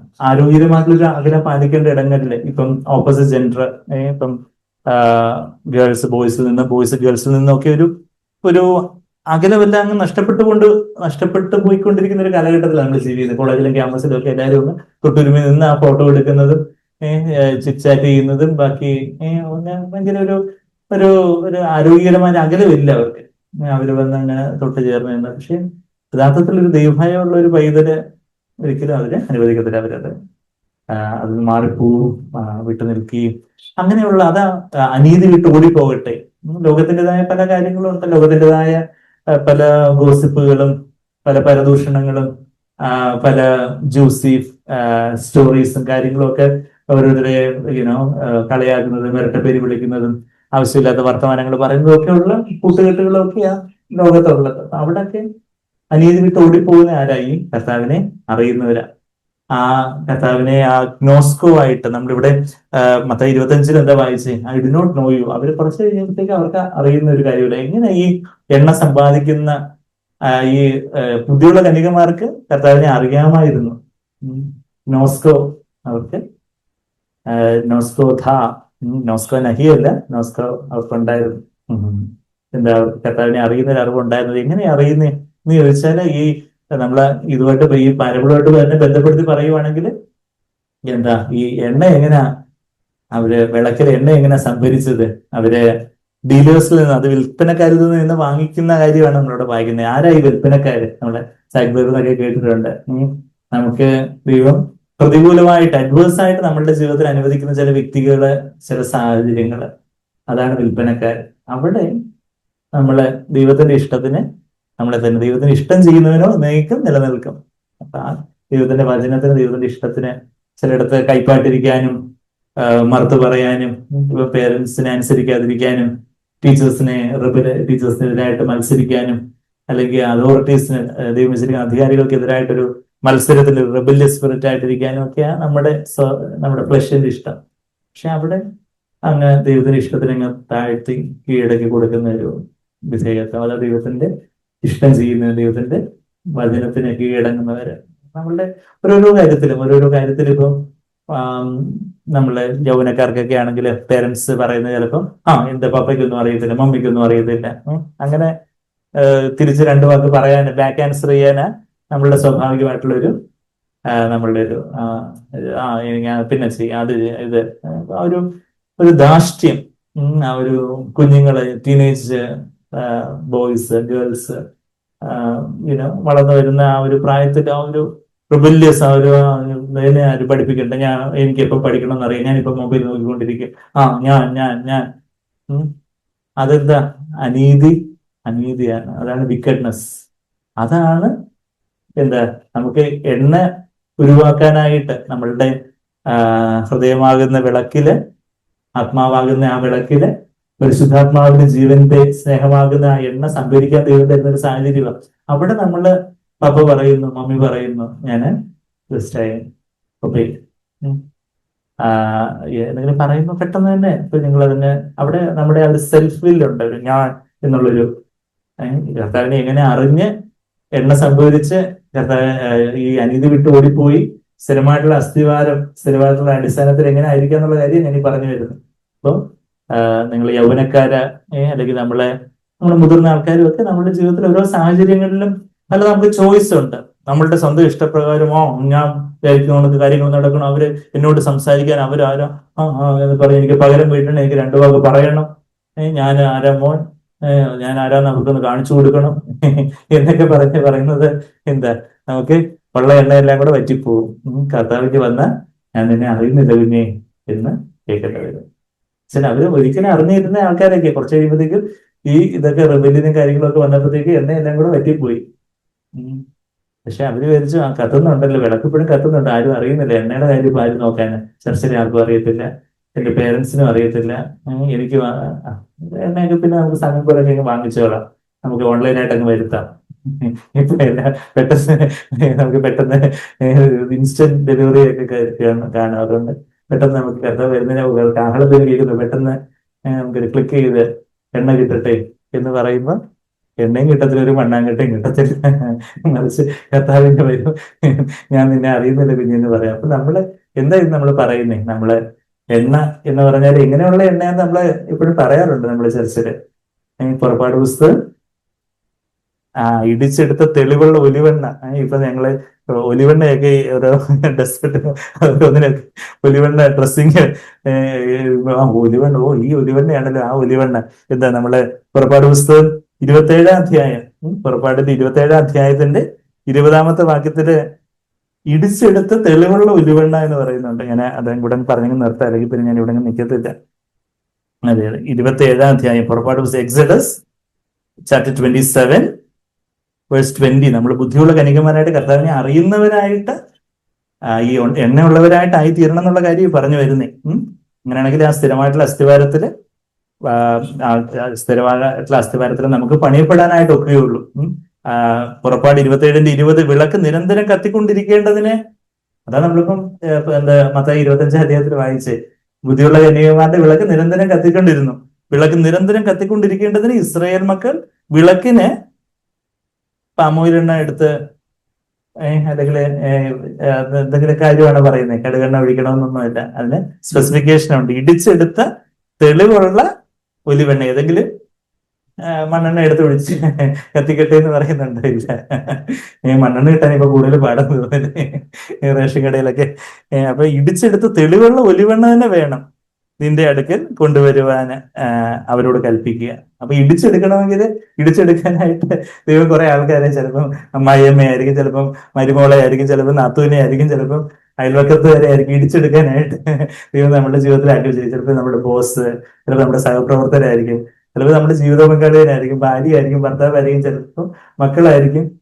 അങ്ങനെയൊക്കെയുള്ള നമുക്ക് നമ്മുടെ ഇഷ്ടത്തിന് വിപരീതമായിട്ടുള്ള വേറിട്ടതായിട്ടുള്ള ചില കാര്യങ്ങൾ, ചിലപ്പം വലിയ നമ്മുടെ സൗകര്യങ്ങളൊക്കെ വളരെ ഏറ്റവും നല്ലവരായിരിക്കും. പക്ഷെ എങ്കിലും നമുക്ക് ചിലപ്പം എന്താ ചിലരുടെ പെരുമാറ്റം, ചിലരുടെ തീരുമാനങ്ങള്, ചിലരുടെ ഓരോ കാര്യങ്ങളിലൊക്കെ നമുക്ക് നമ്മുടെ ഇഷ്ടത്തിന് വിപരീതമായിട്ടുള്ള ചില കാര്യങ്ങളൊക്കെ നടക്കുമ്പോൾ അവിടെ എന്താ എണ്ണ തരാൻ ഞാൻ ആഗ്രഹിക്കുന്ന കുഞ്ഞു, oil is available, olive oil is available, ഇടിച്ചെടുത്ത് തെളിവെണ്ണ വിൽക്കപ്പെടും എന്നുള്ളൊരു ഈ ചില ഇതൊക്കെ കാണത്തില്ലേ. വെളിച്ചെണ്ണ ഇവിടെ നാട്ടു വെളിച്ചെണ്ണ, ഉരുക്ക് വെളിച്ചെണ്ണ ഇവിടെ വിൽക്കപ്പെടും എന്നൊക്കെ പറഞ്ഞ് ഈ കടയുടെ മുമ്പിലൊക്കെ പ്ലക്കാർഡ് മാതിരി കാണത്തില്ലേ. അതുപോലെ ഒരു സ്റ്റിക്കറാ, ഇടിച്ചെടുത്ത് തെളിവുള്ള ഒലിവെണ്ണ ഇപ്പോൾ ഉൽപാദിതമാകാൻ നമ്മൾ എന്ത് ചെയ്യണം? കർത്താവേ, ഇവിടെ എനിക്ക് ചിലപ്പോൾ നമ്മളൊന്നും പറയത്തില്ലായിരിക്കും, നമ്മുടെ ഉള്ളിൽ തന്നെ ഒരു അമർഷമായിരിക്കും. ഒന്നുമല്ല, എന്തൊരു ബ്രദർ, എന്തൊരു സിസ്റ്റർ, അല്ലെങ്കിൽ എന്തൊരു പപ്പ, എന്തൊരു മമ്മി, എന്തൊരു ചേട്ടൻ അത്ര പോരാ, എന്റെ അനിയത്തി അത്ര പോരാ, അല്ലെങ്കിൽ അയൽവക്കത്തുകാരെ ആയിരിക്കും, അല്ലെങ്കിൽ ചിലപ്പോൾ നമ്മള് പിന്നെ ബാക്കിയുള്ള ചിലപ്പോൾ മന്ത്രിമാരെ ആയിരിക്കും, അല്ലെങ്കിൽ ചിലപ്പോൾ ഭരണകർത്താക്കളെ ആയിരിക്കും, ഓരോരുത്തരെയൊക്കെ നമ്മൾ ചിലപ്പോൾ അങ്ങനെ പലരെ കുറിച്ചൊക്കെ ഒരു അമർഷവും പരാതിയും വെറുവെറുപ്പും അങ്ങനെയൊക്കെയുള്ള ഒരു സ്വയത്തിന്റെ ഒരു പൊങ്ങലുകൾ, ഉയർച്ചകൾ, അങ്ങനെ ഒരു ജഡമാണ് നമുക്കുള്ളത്. അപ്പൊ അവിടെ അവിടെ ആ കർത്താവിനെ അറിയുന്നത്, അവിടെ നമ്മൾ എന്താ, കർത്താവേ ഇതാ കർത്താവിനെ അടിമദാസി എന്ന് പറഞ്ഞ ആരാ? അമ്മ മറിയ. എവിടെ പറഞ്ഞു? ലൂക്കോസ് 1:38 യേശുവിന് അമ്മയായിട്ടുള്ള മറിയ എന്ന് പറഞ്ഞു, ഇതാ കർത്താവിന്റെ ഇതാ കർത്താവിന്റെ ദാസി, അടിമദാസി. ഡൂളേ എന്നൊരു പദം ഉപയോഗിച്ചിരിക്കുന്നത്. ഡൂളോസ് എന്ന് പറഞ്ഞാൽ അടിമദാസൻ, മെയിൽ സ്ലേവ്. ഡൂളേ എന്ന് പറഞ്ഞാൽ അടിമദാസി. ഡൂളേ എന്ന് പറഞ്ഞൊരു പദമാണ് അവിടെ പരിശുദ്ധാത്മാവ് അവിടെ ഗ്രീക്കിൽ ഉപയോഗിച്ചിരിക്കുന്നത്. ഇതാ ഞാൻ കർത്താവിന്റെ അടിമദാസിയാണ്, born slave, before the born slave of the Lord. ഇതാ ഞാൻ കർത്താവിന്റെ വാഴ്ത്തപ്പെട്ട സ്വർഗീയ രാജ്ഞിയാകുന്ന അമ്മ എന്നാണ് പറഞ്ഞത്. ഇന്ന് മറിയത്തെ ആരാധിക്കുന്നു എന്ന് പറഞ്ഞാൽ ആൾക്കാര് സ്വർഗീയ രാജ്ഞി അതാണ് ഇതാണെന്നൊക്കെ പറഞ്ഞ അമലോത്ഭവമാണ്, ഞാൻ അമലോത്ഭവ സ്വർഗീയ രാജ്ഞിയാണ്, അതുകൊണ്ട് അവിടുത്തെ വാക്കുപോലെ എന്നിലാവട്ടെ എന്നൊന്നും അല്ല പറഞ്ഞത്. ഇതാ ഞാൻ കർത്താവിന്റെ അടിമദാസി, ബോൺ സ്ലേവ്. അതാ കർത്താവിന്റെ വചനം നമുക്ക് ഇടിച്ചെടുത്ത് തെളിവുള്ള ഒലിവെണ്ണയുടെ പ്രോസസ്സാണ് പറയുന്നത്. ഇപ്പൊ നമ്മൾ ഈ കരിമ്പിൻ ജ്യൂസ് ഒക്കെ ചിലടത്ത് ലൈവായിട്ട് കരിമ്പിൻ ജ്യൂസ് കിട്ടുമ്പോൾ അവർ അങ്ങോട്ടിടും, പിന്നെ ഇങ്ങോട്ടിടും, പിന്നെ അത് ഒടിച്ച് മടക്കി ഒന്നുകൂടി ഇടും, അതിന് ഉള്ളതെല്ലാം ഊറ്റി അവര് കരിമ്പിൻ ജ്യൂസ് എടുത്തു തരും. കണ്ടിട്ടില്ലേ? എന്ന് പറയുന്നത് പോലെ ഈ ഒലിവെണ്ണ ഇടിച്ചെടുക്കാനായിട്ട് കർത്താവ് നമ്മളെല്ലാം ഇടിച്ചെടുക്കുന്നത് നമ്മുടെ ജഡത്തെ, നമ്മളുടെ ആത്മാവിന്റെ ദേഹിയുടെ ഇടയിൽ നമ്മുടെ സ്വന്തം ഇഷ്ടമാകുന്ന ഒരു ജഡമുണ്ട്. ആ ജഡത്തെയാണ് കർത്താവ് ഈ എന്ത് വാളം അല്ലെങ്കിൽ ചുറ്റിക കൊടുക്കുന്ന ഉപയോഗിക്കുന്നേ. കർത്താവിന്റെ വചനത്തെ ചുറ്റികയോട് ഉപയോഗിച്ചിരിക്കുന്നു. എവിടാ? യെരമ്യാവ് 23:29. 23 എന്ന് ഓർക്കാൻ നമുക്ക് 23-ാം സങ്കീർത്തനം. 23-29 വാക്യത്തിലാ is not my word like a hammer, like a fire എന്ന് പറയുന്നുണ്ട്. ചുറ്റിക, ഹാമർ. 23-29 രമ്യാവ്. അപ്പൊ ആ ഒരു ദൈവത്തിന്റെ ഭയങ്കര വലിയൊരു ചുറ്റിക വന്ന് നമ്മളെ ആ ജഡത്തെ ഒന്ന് ഇടിച്ചെടുക്കാനും, അപ്പൊ ആ ജഡത്തെ ഇടിച്ചെടുക്കുമ്പോഴാ ആ ചുറ്റികയോട് കൂടെ അവിടെ അതൊരു ഫയറും കൂടെ ഉണ്ട്. ചുറ്റിക നമ്മൾ ആ വാക്യം വായിച്ച ആ ചുറ്റിക, ഫയറുള്ള ചുറ്റിക. യെരമ്യാവിന്റെ പുസ്തകം 23-29 നമുക്ക് എല്ലാവർക്കും അറിയാം, എന്താ ശുഭഭാവിക്ക് വേണ്ടിയുള്ള പദ്ധതികൾ എന്നൊക്കെ നമ്മൾ പറയാറുണ്ട് അല്ലേ? അപ്പൊ ആ 23-ാം അധ്യായത്തില് 23-29 is not my word like fire declares the Lord, and like a hammer which shatters a rock.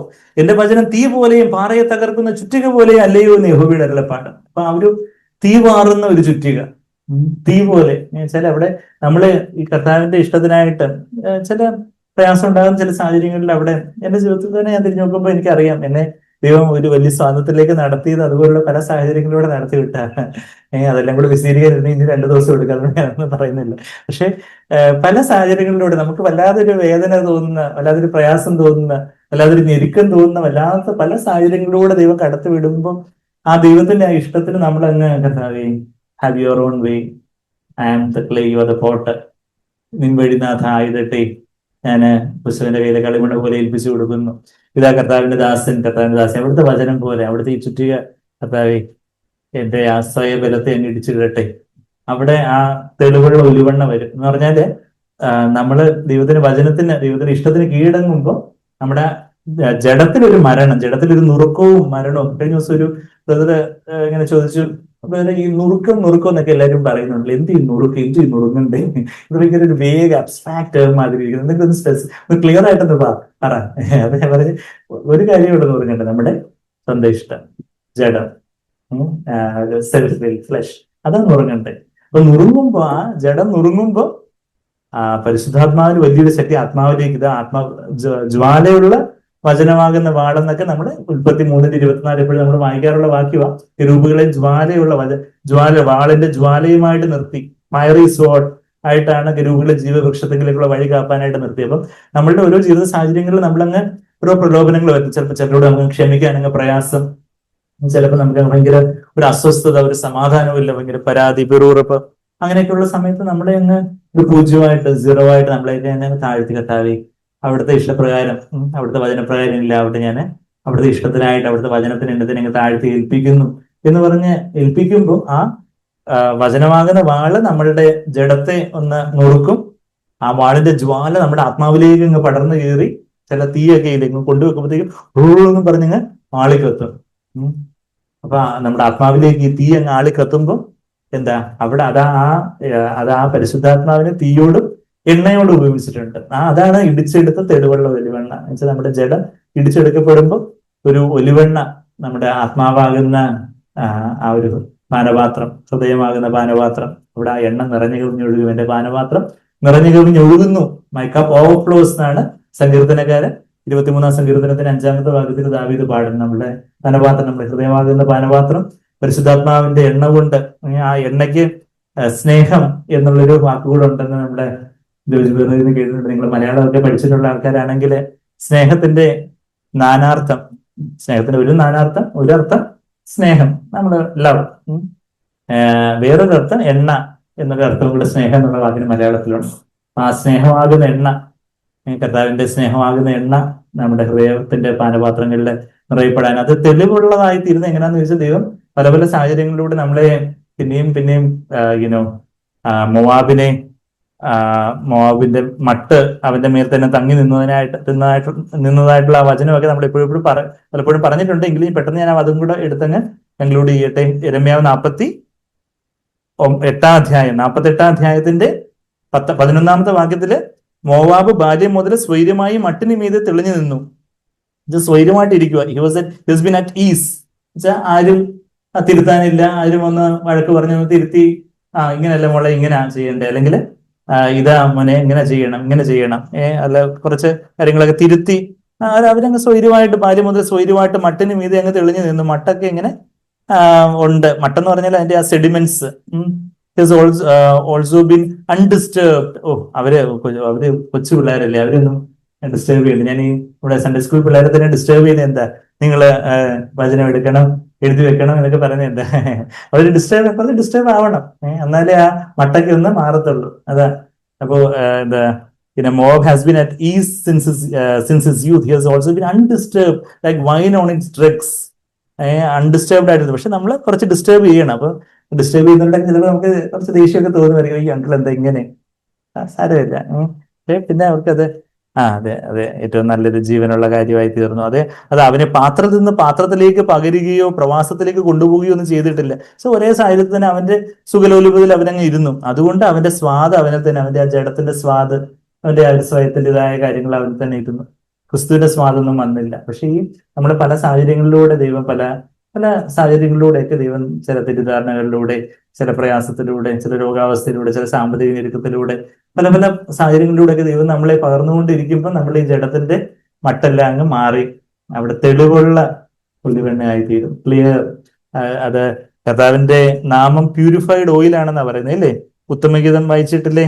ഉത്തമഗീതം 1-ാം അധ്യായത്തിൽ എന്താ പറയുന്നേ? കർത്താവിന്റെ നാമം പകർന്ന തൈലം പോൽ, പകർന്ന തൈലം പോൽ നിന്നാമം പാരിൽ സൗരഭ്യം വീശുന്നതാ. അതാ നമ്മള് ഉത്തമഗീതം 1-ന്റെ 3-ാമത്തെ വാക്യത്തില്, your oils have a pleasing fragrance, your name is like unpurified oil, adulterated oil, അങ്ങനെയാണ് എഴുതിയിരിക്കുന്നത്. Purified oil. കർത്താവ് ഈ ഭൂമിയിൽ വന്നപ്പോ പിതാവ് ഇങ്ങനെ പ്യൂരിഫൈ ചെയ്തുകൊണ്ടേയിരുന്നു. കർത്താവിന് എന്തെങ്കിലും ഇമ്പ്യൂരിറ്റി ഉണ്ടായിരുന്നു. പക്ഷെ ഐ സാങ്ക്ടിഫൈ മൈസെൽഫ് എന്ന കർത്താവ് അവിടെ യോഹന്നാൻ 17 പറഞ്ഞാൽ പിതാവിന്റെ ഇഷ്ടത്തിനായിട്ട് തന്നെ സെറ്റ് അപ്പാർട്ട് ചെയ്തുകൊണ്ടേയിരുന്നു. ഓരോ സമയത്തും കർത്താവിന് ഒരു പാപവും ഇല്ലായിരുന്നു, പരിശുദ്ധാത്മാവിൽ ജനിച്ചവൻ. എന്നാൽ നമ്മെപ്പോലെ പരീക്ഷിക്കപ്പെടാവുന്ന ഒരു ജഡത്തിലെ കർത്താവ് വന്നേ. അവിടെ ഓരോ സാധ്യതകൾ ഉണ്ടായിരുന്ന തന്നെ പിതാവിന്റെ ഇഷ്ടത്തിനായിട്ട് ഏൽപ്പിച്ചു കൊടുത്ത് അങ്ങനെ എന്താ, നിന്റെ നാമം പകർന്ന തൈലം പോലെ ഇരിക്കുന്നു. ഇംഗ്ലീഷില് പ്യൂരിഫൈഡ് ഓയിൽ എന്ന് എഴുതിയിരിക്കുന്നത്. നിന്റെ തൈലം സൗരഭ്യമായത്, നിന്റെ നാമം പകർന്ന തൈലം പോലെ, എന്നുവെച്ചാൽ പകർന്ന് അതങ്ങ് ശുദ്ധമായിട്ടുള്ള തൈലമായിട്ട് മാറി എന്നുള്ളൊരു കാര്യം. യേശുവിന്റെ മണവാളന്റെ ആ ഒരു നാമം പ്യൂരിഫൈഡ് ഓയിൽ, പകർന്ന തൈലം പോലെയാണ് അവിടുത്തെ നാമം. നമ്മൾ പാട്ടിൽ പാടുന്നത് പോലെ നമ്മുടെ ജീവിതത്തിലും ആ പകർന്ന തൈലം ഇടിച്ചെടുത്ത, അപ്പൊ അങ്ങനെയുള്ള അതിലൂടെയാണ് നമ്മൾ കർത്താവിനെ അറിയുന്നത്. അതൊരു ക്രൂസിന്റെ വഴിയിലൂടെ നമുക്ക് ഇഷ്ടമില്ലാത്ത ചില സാഹചര്യങ്ങൾ നമ്മൾ നമ്മെ തന്നെ താഴ്ത്തി ഏൽപ്പിക്കുമ്പോൾ അവിടെ ഒരു ജഡത്തിലൊരു നുറുക്കം വരുമ്പം കർത്താവിന്റെ ശബ്ദം നമുക്ക് കേൾക്കാം. എന്റെ മകനെ, എന്റെ മോളെ, ഞാൻ ഇതേ വഴി കൂടെ പോയേ. എനിക്കിപ്പോഴും ഓർമ്മ, ഞാൻ പരിയാരത്തായിരുന്ന സമയത്ത് ഒരു ചെറിയൊരു മനസ്സിന് വല്ലാതൊരു പ്രയാസം ഉണ്ടാക്കുന്ന ഒരു സാഹചര്യത്തിലൂടെ ദൈവം കടത്തി വിട്ടു. ഞാനതിന്റെ കൂടുതൽ ഡീറ്റെയിൽസ് പറഞ്ഞാൽ അത് പരദൂഷണമായിപ്പോയതുകൊണ്ട് ചില കാര്യങ്ങളൊക്കെ നമുക്ക് കൂടുതൽ ഡീറ്റെയിൽസ് പറയാൻ പറ്റത്തില്ല. വേറെ ചില വ്യക്തികളെയൊക്കെ ഇൻവോൾവ് ചെയ്യുന്ന കാര്യങ്ങളാകുന്നു. പക്ഷെ നമുക്ക് വല്ലാത്തൊരു വേദന ഉണ്ടാകുന്ന ഒരു കാര്യം, ഞാൻ ഇപ്പോൾ ഇവിടെ അവിടെ ആ ഹോസ്റ്റലില് അവിടെ ഞങ്ങൾക്ക് ഒരു ബാൽക്കണി മാതിരി ഉണ്ടായിരുന്നു റൂമില്. ബാൽക്കണിയിൽ ഞാൻ അവിടെ നല്ല കാറ്റ്, ഞാൻ ആ വല്ലാത്ത വേദനയില് പുറമേ ഉള്ള വേദനയാണെങ്കിൽ നമുക്ക് കൈയൊടിഞ്ഞ കാലൊടിഞ്ഞ മറ്റുള്ളവർക്ക് മനസ്സിലാവും. പക്ഷെ ഇത് നമുക്ക് ഹൃദയത്തില് ചിലരുടെ പെരുമാറ്റം കൊണ്ടുണ്ടാകുന്ന ചില ഒരു വല്ലാത്തൊരു പ്രയാസം. അപ്പൊ ആ ഒരു ഇത് ഞാൻ അവിടെ ആ ബാൽക്കണിയിൽ ഇരുന്ന്, ഞാൻ മേ ബി എന്റെ third year fourth year B B S പഠിക്കുന്ന സമയത്ത് മേ ബി ഒരു 21-22 വയസ്സെങ്ങനെ കാണുമായിരിക്കും. അപ്പോ ഞാൻ അവിടെ നിന്ന് യേശുവി കത്താങ്കരിയിൽ നോക്കി. അപ്പൊ എനിക്ക് കർത്താവ് ഇനോ വ്യക്തമായിട്ട് സംസാരിക്കുന്ന ഒരു അനുഭവമായിരുന്നു അത്. എന്റെ മോനെ, എന്റെ മോളെ, ഈ വഴിയിലൂടെ ഞാനും പോയത്, ഐ കൻ അണ്ടർസ്റ്റാൻഡ്, എനിക്ക് തന്നെ മനസ്സിലാവും. ഞാനും അതുപോലൊക്കെയുള്ള മറ്റുള്ളവരുടെ പല പെരുമാറ്റങ്ങളും കാര്യങ്ങളും ഇല്ല, നിന്നെ പോലെ എല്ലാത്തിനും ഞാനും പരീക്ഷിക്കപ്പെട്ടു. എനിക്ക് വലിയൊരു ആശ്വാസം. എനിക്ക് ഇപ്പോഴും അത് മറക്കാനൊക്കത്തില്ല ആ ഒരു സംഭവം. അതുപോലെ പിന്നെ ഒരുപാട് അതിനു മുമ്പും അതിന് ശേഷമൊക്കെ അതുപോലുള്ള ഒരുപാട് സംഭവങ്ങളിലൂടെ ദൈവം കടന്നു വിട്ടിട്ടുണ്ട്. അതുകൊണ്ട് കുറച്ചൊക്കെ ഒരുവണ്ണ ഉള്ളത് ഇപ്പം അതുകൊണ്ട് കത്താൻ പറ്റുന്നത്. നമ്മുടെ എല്ലാവരുടെയും ജീവിതത്തിൽ ദൈവം പല പല സാഹചര്യങ്ങളിലൂടെ നമ്മളെ കടത്തി വിടുമ്പോൾ ആ ഒരു അവിടെ കർത്താവിനെ നമ്മൾ അറിയുന്നത് ഗ്നോസ്കോ, ആത്മമണവാളിനെ, ആ പരിശുദ്ധാത്മാവിന്റെ ഒരു ആശ്വാസവും നിറവും ഒന്ന് വരുമ്പോൾ നമ്മുടെ ജഡത്തിലൊരു നുറുക്കം, ആത്മാവിലൊരു ജീവൻ, പുനരുദ്ധാനത്തിന്റെ ജീവൻ. മരണം ഉണ്ടെങ്കിൽ ജീവനുണ്ട്. ജഡത്തിലൊരു മരണം, ആത്മാവിലൊരു പുനരുദ്ധാനത്തിന്റെ ജീവൻ. ആ പുനരുദ്ധാനത്തിന്റെ ജീവനിലാണ് നമുക്ക് യേശുവിനോട് കൂടുതൽ എടുക്കുന്നത്. കഴിഞ്ഞ ദിവസം ഒരു ചെറുപ്പക്കാരൻ്റെ ഒരു സഹോദരനോട് സംസാരിക്കുമ്പോൾ മോൻ പറയുമായിരുന്നു, കുറച്ച് ഒരു പ്രയാസത്തിലൂടെ കഴിഞ്ഞ കുറച്ച് മാസങ്ങളായിട്ട് എപ്പോഴും ഞാൻ ദൈവവചനത്തിലേക്ക് കുറച്ചുകൂടെ ഒന്ന് ചേർന്ന് നിൽക്കാൻ എന്നെ ദൈവം സഹായിച്ചത് എന്ന് പറയുമായിരുന്നു. നല്ല ചില കാര്യങ്ങൾ, ചില പ്രയാസമുള്ള ചില സാഹചര്യങ്ങളിൽ ദൈവം കടത്തി വിടുമ്പോൾ അവിടെ നമ്മൾ കർത്താവിനോടങ്ങ് ആ ഒരു സമ്മർദ്ദം നമ്മളെ കർത്താവിൽ നിന്ന് അകറ്റിക്കളയും. നമ്മുടെ സെൽഫ്, ഞാൻ വിചാരിച്ചുകൊണ്ട് കാര്യങ്ങൾ നടക്കണമെന്ന് വിചാരിച്ചാൽ അത് കർത്താവിൽ നിന്ന് നമ്മളെ അകറ്റിക്കളയും. പക്ഷെ നമ്മൾ അവിടെ നമ്മുടെ സെൽഫിനെ അവിടെ അങ്ങ് സറണ്ടർ ചെയ്യുവാണെങ്കിൽ നമ്മൾ ആ സമ്മർദ്ദം തന്നെ, same pressure will bring us closer to the Lord. എന്നാൽ നമ്മൾ ഞാൻ വിചാരിച്ചുകൊണ്ട് കാര്യങ്ങൾ നടക്കുന്ന പറഞ്ഞ് നമ്മൾ മുഷ്ടിയുദ്ധം പറഞ്ഞുകൊണ്ടിരുന്ന same pressure will drive us away from the Lord. അതാ ചില ട്രയൽസിലൂടെ കടന്നു പോകുമ്പോൾ, കഷ്ടങ്ങളിലൂടെ കടന്നു പോകുമ്പോൾ ചിലര് അഗ്നി പോലെ ശുദ്ധീകരിക്കപ്പെട്ട് കർത്താവിനെ പോലെ കൂടുതലായി നന്നായിട്ടായി തീരുന്നു. ചിലര് കൂടുതൽ ബിറ്ററായി, ചിലർ ബെറ്റർ ആയിട്ട് വരുന്നു, ചിലർ ബിറ്ററായിട്ട് കയ്പും പരാതിയും വെറുവെറുപ്പും മത്സരവും ദേഷ്യവും വാശിയൊക്കെ ആയിട്ട് മാറുന്നു. എന്താ ബെറ്ററിന്റെ സ്പെല്ലിങ്ങിന്റെ വ്യത്യാസം എന്താ? ഒരു ഐയിലാണ്. ബിറ്ററിനകത്ത് ഒരു ഐ ഉണ്ട്. ഐ, ഞാൻ BITT, ഐ, ബിറ്റർ. അപ്പൊ ആ ഞാൻ ഐ അങ്ങ് ഈ ആയിട്ട്, ഐ അങ്ങ് എന്ത് ചെയ്ത് ഈ ആയിട്ട് ആയി തീരുവാണെങ്കിൽ എന്താ അവിടെ ബെറ്റർ ആയിട്ട് മാറും, കൂടുതൽ ക്രൈസ്റ്റിലേക്ക് മാറും. അത് നമ്മുടെ ജീവിതത്തിലെ ആ സാഹചര്യങ്ങളിൽ ആ ക്രൂസിന്റെ വഴിയിലൂടെ നമ്മൾ യഥാർത്ഥത്തിൽ കർത്താവിനെ അറിയുന്നത്. അവിടെ തെളിവുകൾ ഒരുവണ്ണം നമുക്ക് കിട്ടുന്നു.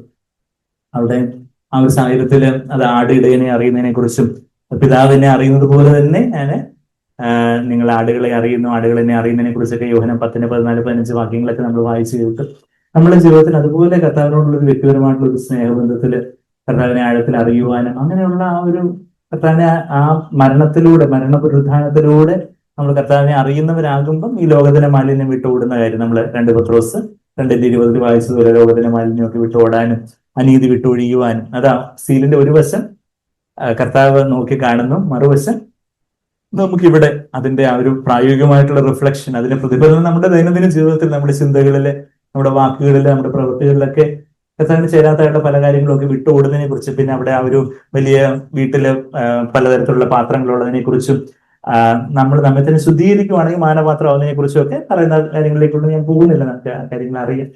എന്താ നമ്മള് കർത്താവിന് മാനപാത്രമാകാൻ തക്കവണ്ണം നമ്മളുടെ ഹൃദയങ്ങളിൽ നിറഞ്ഞ എണ്ണയോടുകൂടി കർത്താവിനെ അറിയുന്ന ഒരു ജീവിതം, ഗ്നോസ്കോ, യേശുവിനെ അതുപോലെ ആത്മാവില് the one who joins himself to the Lord is one spirit with him. കർത്താവിനോട് പറ്റിച്ചേരുന്നവൻ കർത്താവിനോട് ഏക ആത്മാവാകുന്നു. 1 കൊരിന്ത്യർ 6:17 വാക്യം, 1 കൊരിന്ത്യർ 6:17, 1 കൊരിന്ത്യർ 6:17 ഇങ്ങനെ എഴുതി വെച്ചായിട്ട് ഞാനത് എടുക്കാൻ സമയമില്ല. എന്താ നമ്മളതായി പറയുന്നത് എന്നുവെച്ചാല് നമ്മളുടെ ഓരോ സാഹചര്യങ്ങളിലും കർത്താവിനോടൊക്കെ പറ്റിച്ചേരുമ്പോൾ പരിശുദ്ധാത്മാവ് നമ്മളിലൊന്ന് നിറഞ്ഞ് നമ്മൾ കർത്താവിനോടൊരു ഏകാത്മാവായി തീരുന്നു. നമ്മുടെ ആത്മാവും പരിശുദ്ധാത്മാവിന്റെ നിറവിൽ യേശുവിനോട് നമ്മൾ ഒന്നായി തീരുമ്പോൾ അതാണ് യേശുവിനെ അറിയുന്ന ഒരു അറിവ്. അത് വേറെ ആർക്കും നമ്മളിന്ന് എടുത്തുകൊണ്ട് പോകാനൊക്കത്തില്ല. അത് മറിയത്തോട് പറഞ്ഞു, നീ ആ ആത്മാവിൽ നീ സ്വീകരിക്കുന്ന ആ ദൈവത്തിന്റെ വചനം അത് വേറെ ആർക്കും എടുത്തുകൊണ്ട് പോകാനൊക്കത്തില്ല എന്ന് ഹൃദയനിലെ മറിയത്തോട് പറഞ്ഞ്, ഒരു കാര്യം മതി, അത് മതി, നീ എന്റെ ശബ്ദം കേട്ട് ആ ശബ്ദത്തിന് കീഴടങ്ങി ആ ശബ്ദം, ആ വാക്കുകൾ നിന്റെ ഹൃദയത്തിൽ എഴുതപ്പെടാനായിട്ട് അങ്ങ് സ്വസ്ഥതയോടെ അങ്ങ് ഏൽപ്പിച്ചു കൊടുത്താട്ടെ. ആ നല്ല പങ്ക് വേറെ ആർക്കും എടുത്തുകൊണ്ട് പോകാനൊക്കെ. പിന്നെ നമുക്ക് കർത്താവ് ഇപ്പൊ ലോകത്തിൽ എല്ലാവരും അതിന് യേശുവില്ല യേശുവില്ല എന്നുള്ളതിനൊരു ഇന്ന തെളിവ്, ഒരു എവിഡൻസ് എന്തോ ഇന്ന ഫോസിലുകളൊക്കെ കണ്ടെടുത്ത് ജീസസ് ഇതൊക്കെ ഇതാണെന്ന് ഒരാൾ നാളെ ആൾക്കാർ ഇങ്ങനെ ശാസ്ത്രജ്ഞർ പറഞ്ഞിരിക്കുന്നത് നമ്മൾ ചിരിച്ചു തരുന്നത് എന്താ, നമുക്ക് കർത്താവിനെ അറിയാം. പിന്നെ അങ്ങനെയൊക്കെ പറയട്ടെ, നാളെ ഈ എതിര് ഈ തെളിവ് പറഞ്ഞാണ് പിന്നെ അടുത്ത ഗവേഷണം നടത്തിയിട്ട് വേറെ തെളിവ് ഇങ്ങോട്ട് പറയും, അത് അങ്ങോട്ടും ഇങ്ങോട്ടും ഒക്കെ മാറും. പക്ഷെ എന്താ, നമുക്ക് കർത്താവിനെ അറിയാം. അതുപോലെ എന്റെ യേശുവിനെ എനിക്ക് അറിയാം. അതുകൊണ്ട് ഞാൻ പാപവഴികളെ വിട്ട് കർത്താവിനെ വേദനിപ്പിക്കുന്ന കാര്യങ്ങൾ തന്നെ വിട്ടൊഴിഞ്ഞ് കർത്താവിനായിട്ട് ഒരു മണവാട്ടിയായിട്ട്, ഒരു കാന്തയായിട്ട്, കർത്താവിന്റെ ഒരു പ്രിയ പൈതലായിട്ട് എന്നെ തന്നെ ഏൽപ്പിച്ചു തരുന്നു. അങ്ങനെ ഒരു കർത്താവിനെ അറിയുന്ന, പാപവഴികളെ വിട്ടോടുന്ന, ക്രിസ്തുവിൽ ചേരാത്തയുള്ള കാര്യങ്ങളെല്ലാം വിട്ടോടുന്ന ദൈവവൈതങ്ങളായിട്ട് ലോകത്തിന് വെളിച്ചമായിട്ടായിരിക്കാൻ നമ്മുടെ ദൈവത്തിന് സഹായിക്കട്ടെ. എന്തെങ്കിലുമൊക്കെ വലിയ അപകടങ്ങൾ വരുമ്പോൾ കുഞ്ഞു കുട്ടികൾ എന്താ ചെയ്യുന്നത്, അവര് അപ്പനമ്മമാരോട് ഇങ്ങനെ പറ്റിച്ചു ചേർന്ന് ക്ലിങ് ഓൺ ചെയ്തുകൊണ്ടിരിക്കും എന്ന് പറയുന്നത് പോലെയാണ് നമ്മുടെ ജീവിതത്തിലും പല പല പ്രയാസങ്ങളോ പ്രലോഭനങ്ങളോ ഒക്കെ വരുമ്പോൾ, കർത്താവേ എനിക്കിത് തന്നെ നേരിടാൻ പറ്റത്തില്ല, കർത്താവേ അങ്ങോട്ട് ഞാൻ ക്ലിങ് ഓൺ ചെയ്യട്ടെ, അങ്ങോട്ട് ഞാൻ പറ്റിച്ചേരട്ടെ. അവിടെ നാം നമ്മളുടെ ആ സ്വയത്തിന്റെ ഒരു നുറുക്കത്തിലാണ്, അവിടെയാണ് നാം കർത്താവിനെ അറിയുന്നത്.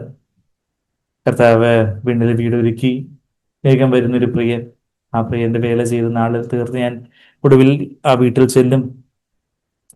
നമ്മള് ഒന്നാമത്തെ രണ്ടാമത്തെ സ്റ്റൻസിയിലും അതുപോലുള്ള കാര്യങ്ങൾ പറയുന്നുണ്ട്. അന്ത്യത്തോളം ചിറകടിയിൽ നമ്മളെ കാക്കുന്ന കർത്താവ്, കണ്ണുനീരിന്റെ താഴ്വരയിലും കരയുന്ന വേളകളിലും ഒന്നും കർത്താവ് കൈവിടത്തില്ല. ആ നല്ല നാഥനെ നമ്മെ അനുദിനം നടത്തുന്ന ആ കർത്താവ്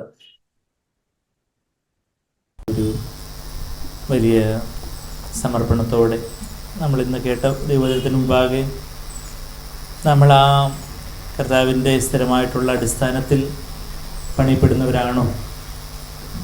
അങ്ങനെ ആ കർത്താവിൻ്റെ സ്ഥിരമായിട്ടുള്ള അടിസ്ഥാനത്തിൻ്റെ മുദ്ര എൻ്റെ ജീവിതത്തിലും ആ മുദ്രയുണ്ടോ?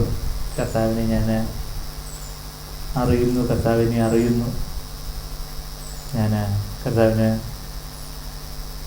നാമം ഉച്ചരിക്കുന്നു, കർത്താവിൻ്റെ നാമം വിളിച്ചപേക്ഷിക്കുന്നതല്ല ആ വാക്യം അവിടെ പറയുന്നത്.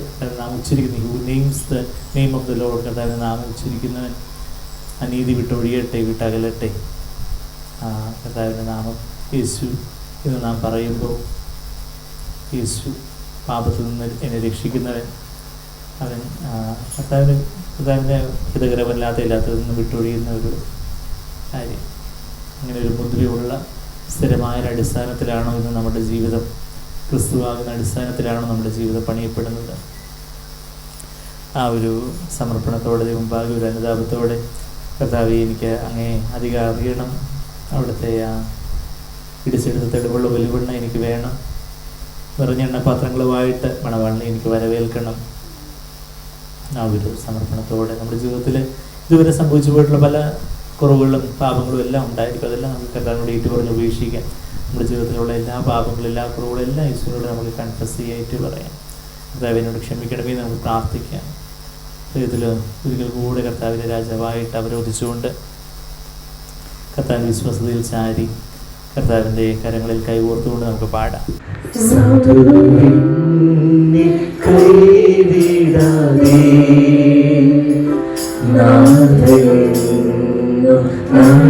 നടത്തിടുന്നു സാധുവിനെ കൈവിടാതെ, നാഥനെന്നും നടത്തിടുന്നു.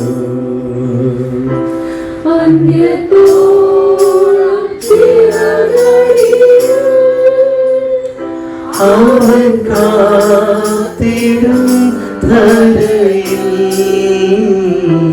അന്ത്യത്തോളം ചിറകടിയിൽ, അവൻ കാത്തിടും ധരയിൽ ആപത്തിലും രോഗത്തിലും ആപത്തിലും രോഗത്തീരം അവനാണെനിക്കഭയം. സാധുവിനെ കൈവിടാതെ നാഥനും നടത്തിടുന്നു. കണ്ണുനീർ താഴ്വരയിൽ കരയുന്ന വേളകളിൽ കണ്ണുനീർ താഴ്വരയിൽ കരയുന്ന വേളകളിൽ കൈവിടില്ലെൻ കർത്തരിന്റെ കൈവിടില്ലെൻ കർത്തരിന്റെ കണ്ണുനീരെല്ലാം തുടയ്ക്കും. സാധുവിനെ കൈവിടാതെ നാഥനെന്നും നടത്തിടുന്നു. കൊടും കാറ്റും തിരമാലയും പടകിൽ വന്നാഞ്ഞടിക്കും.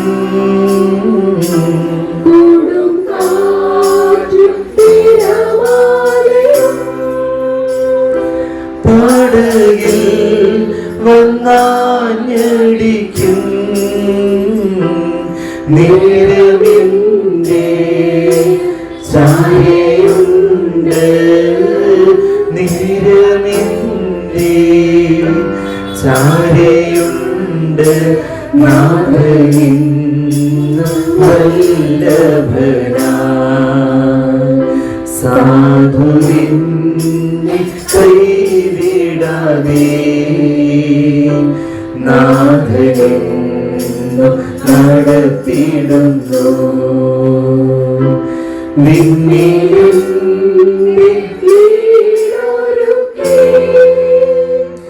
വേഗം വന്നിടും പ്രിയനായി.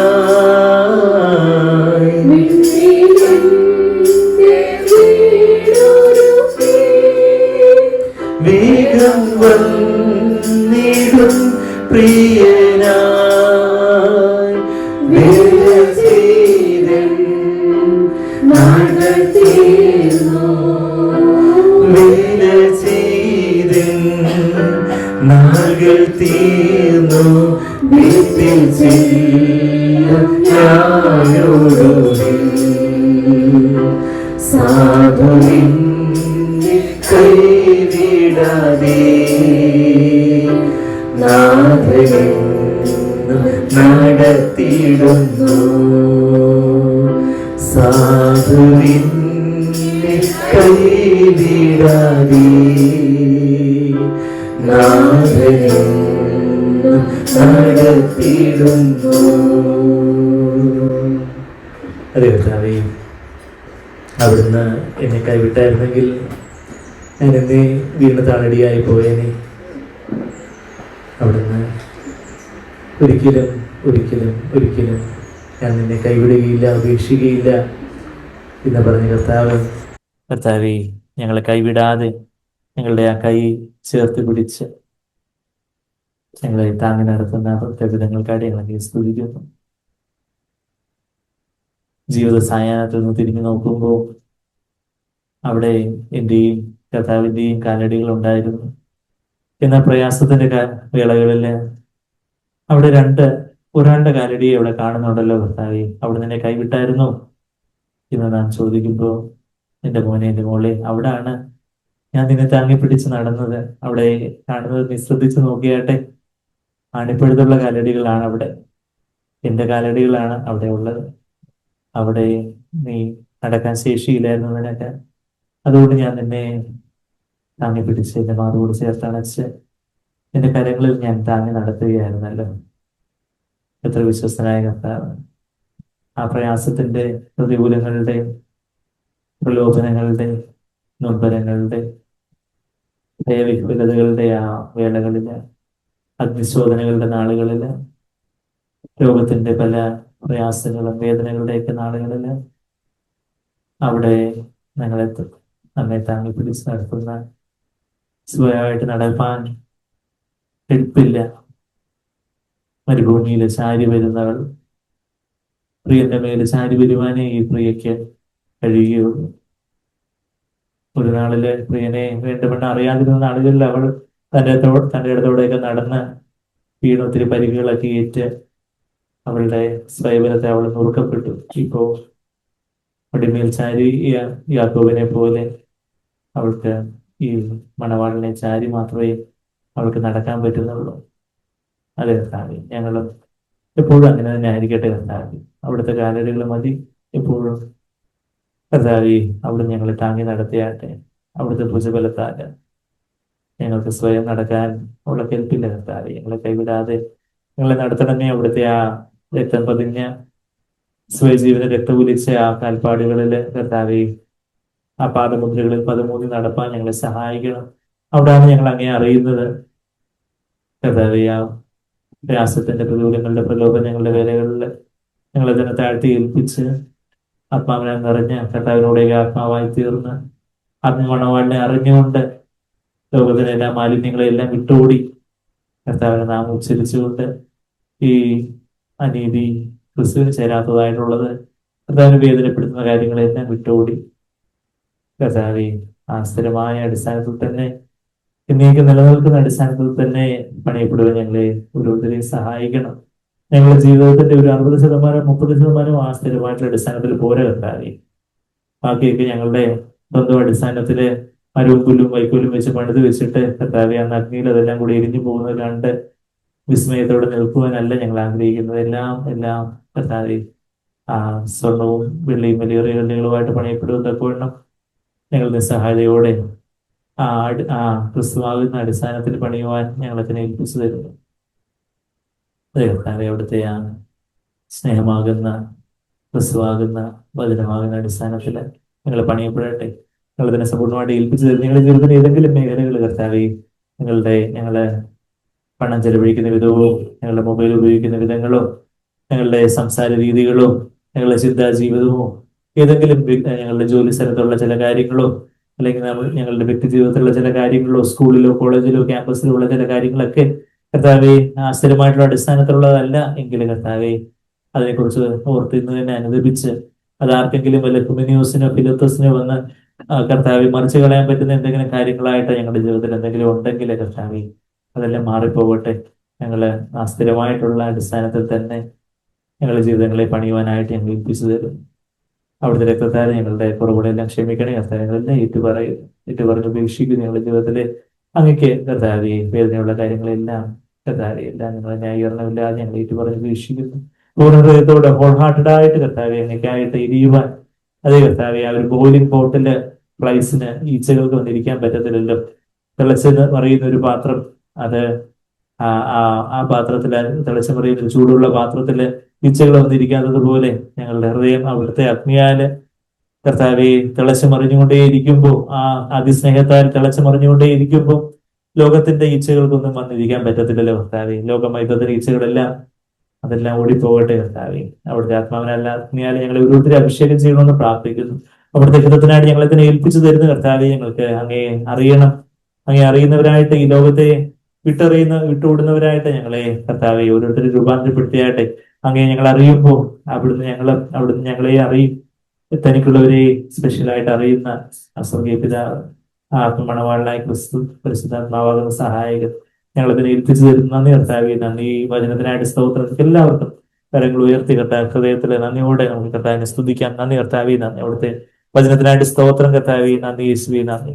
ഞങ്ങളുടെ ജീവിതത്തിൽ അത് കർത്താവെ വലിയ 100 ഫലം കായ്ക്കേണ്ടതിനായിട്ട് ഞങ്ങൾ തന്നെ ഏൽപ്പിച്ചു തരുന്ന കർത്താവെ. Hallelujah. Thank you father. Thank you Jesus. Thank you Lord. Thank you father. നന്ദി യേശുവേ. നന്ദി. Hallelujah. Thank you father. Thank you Lord for your word.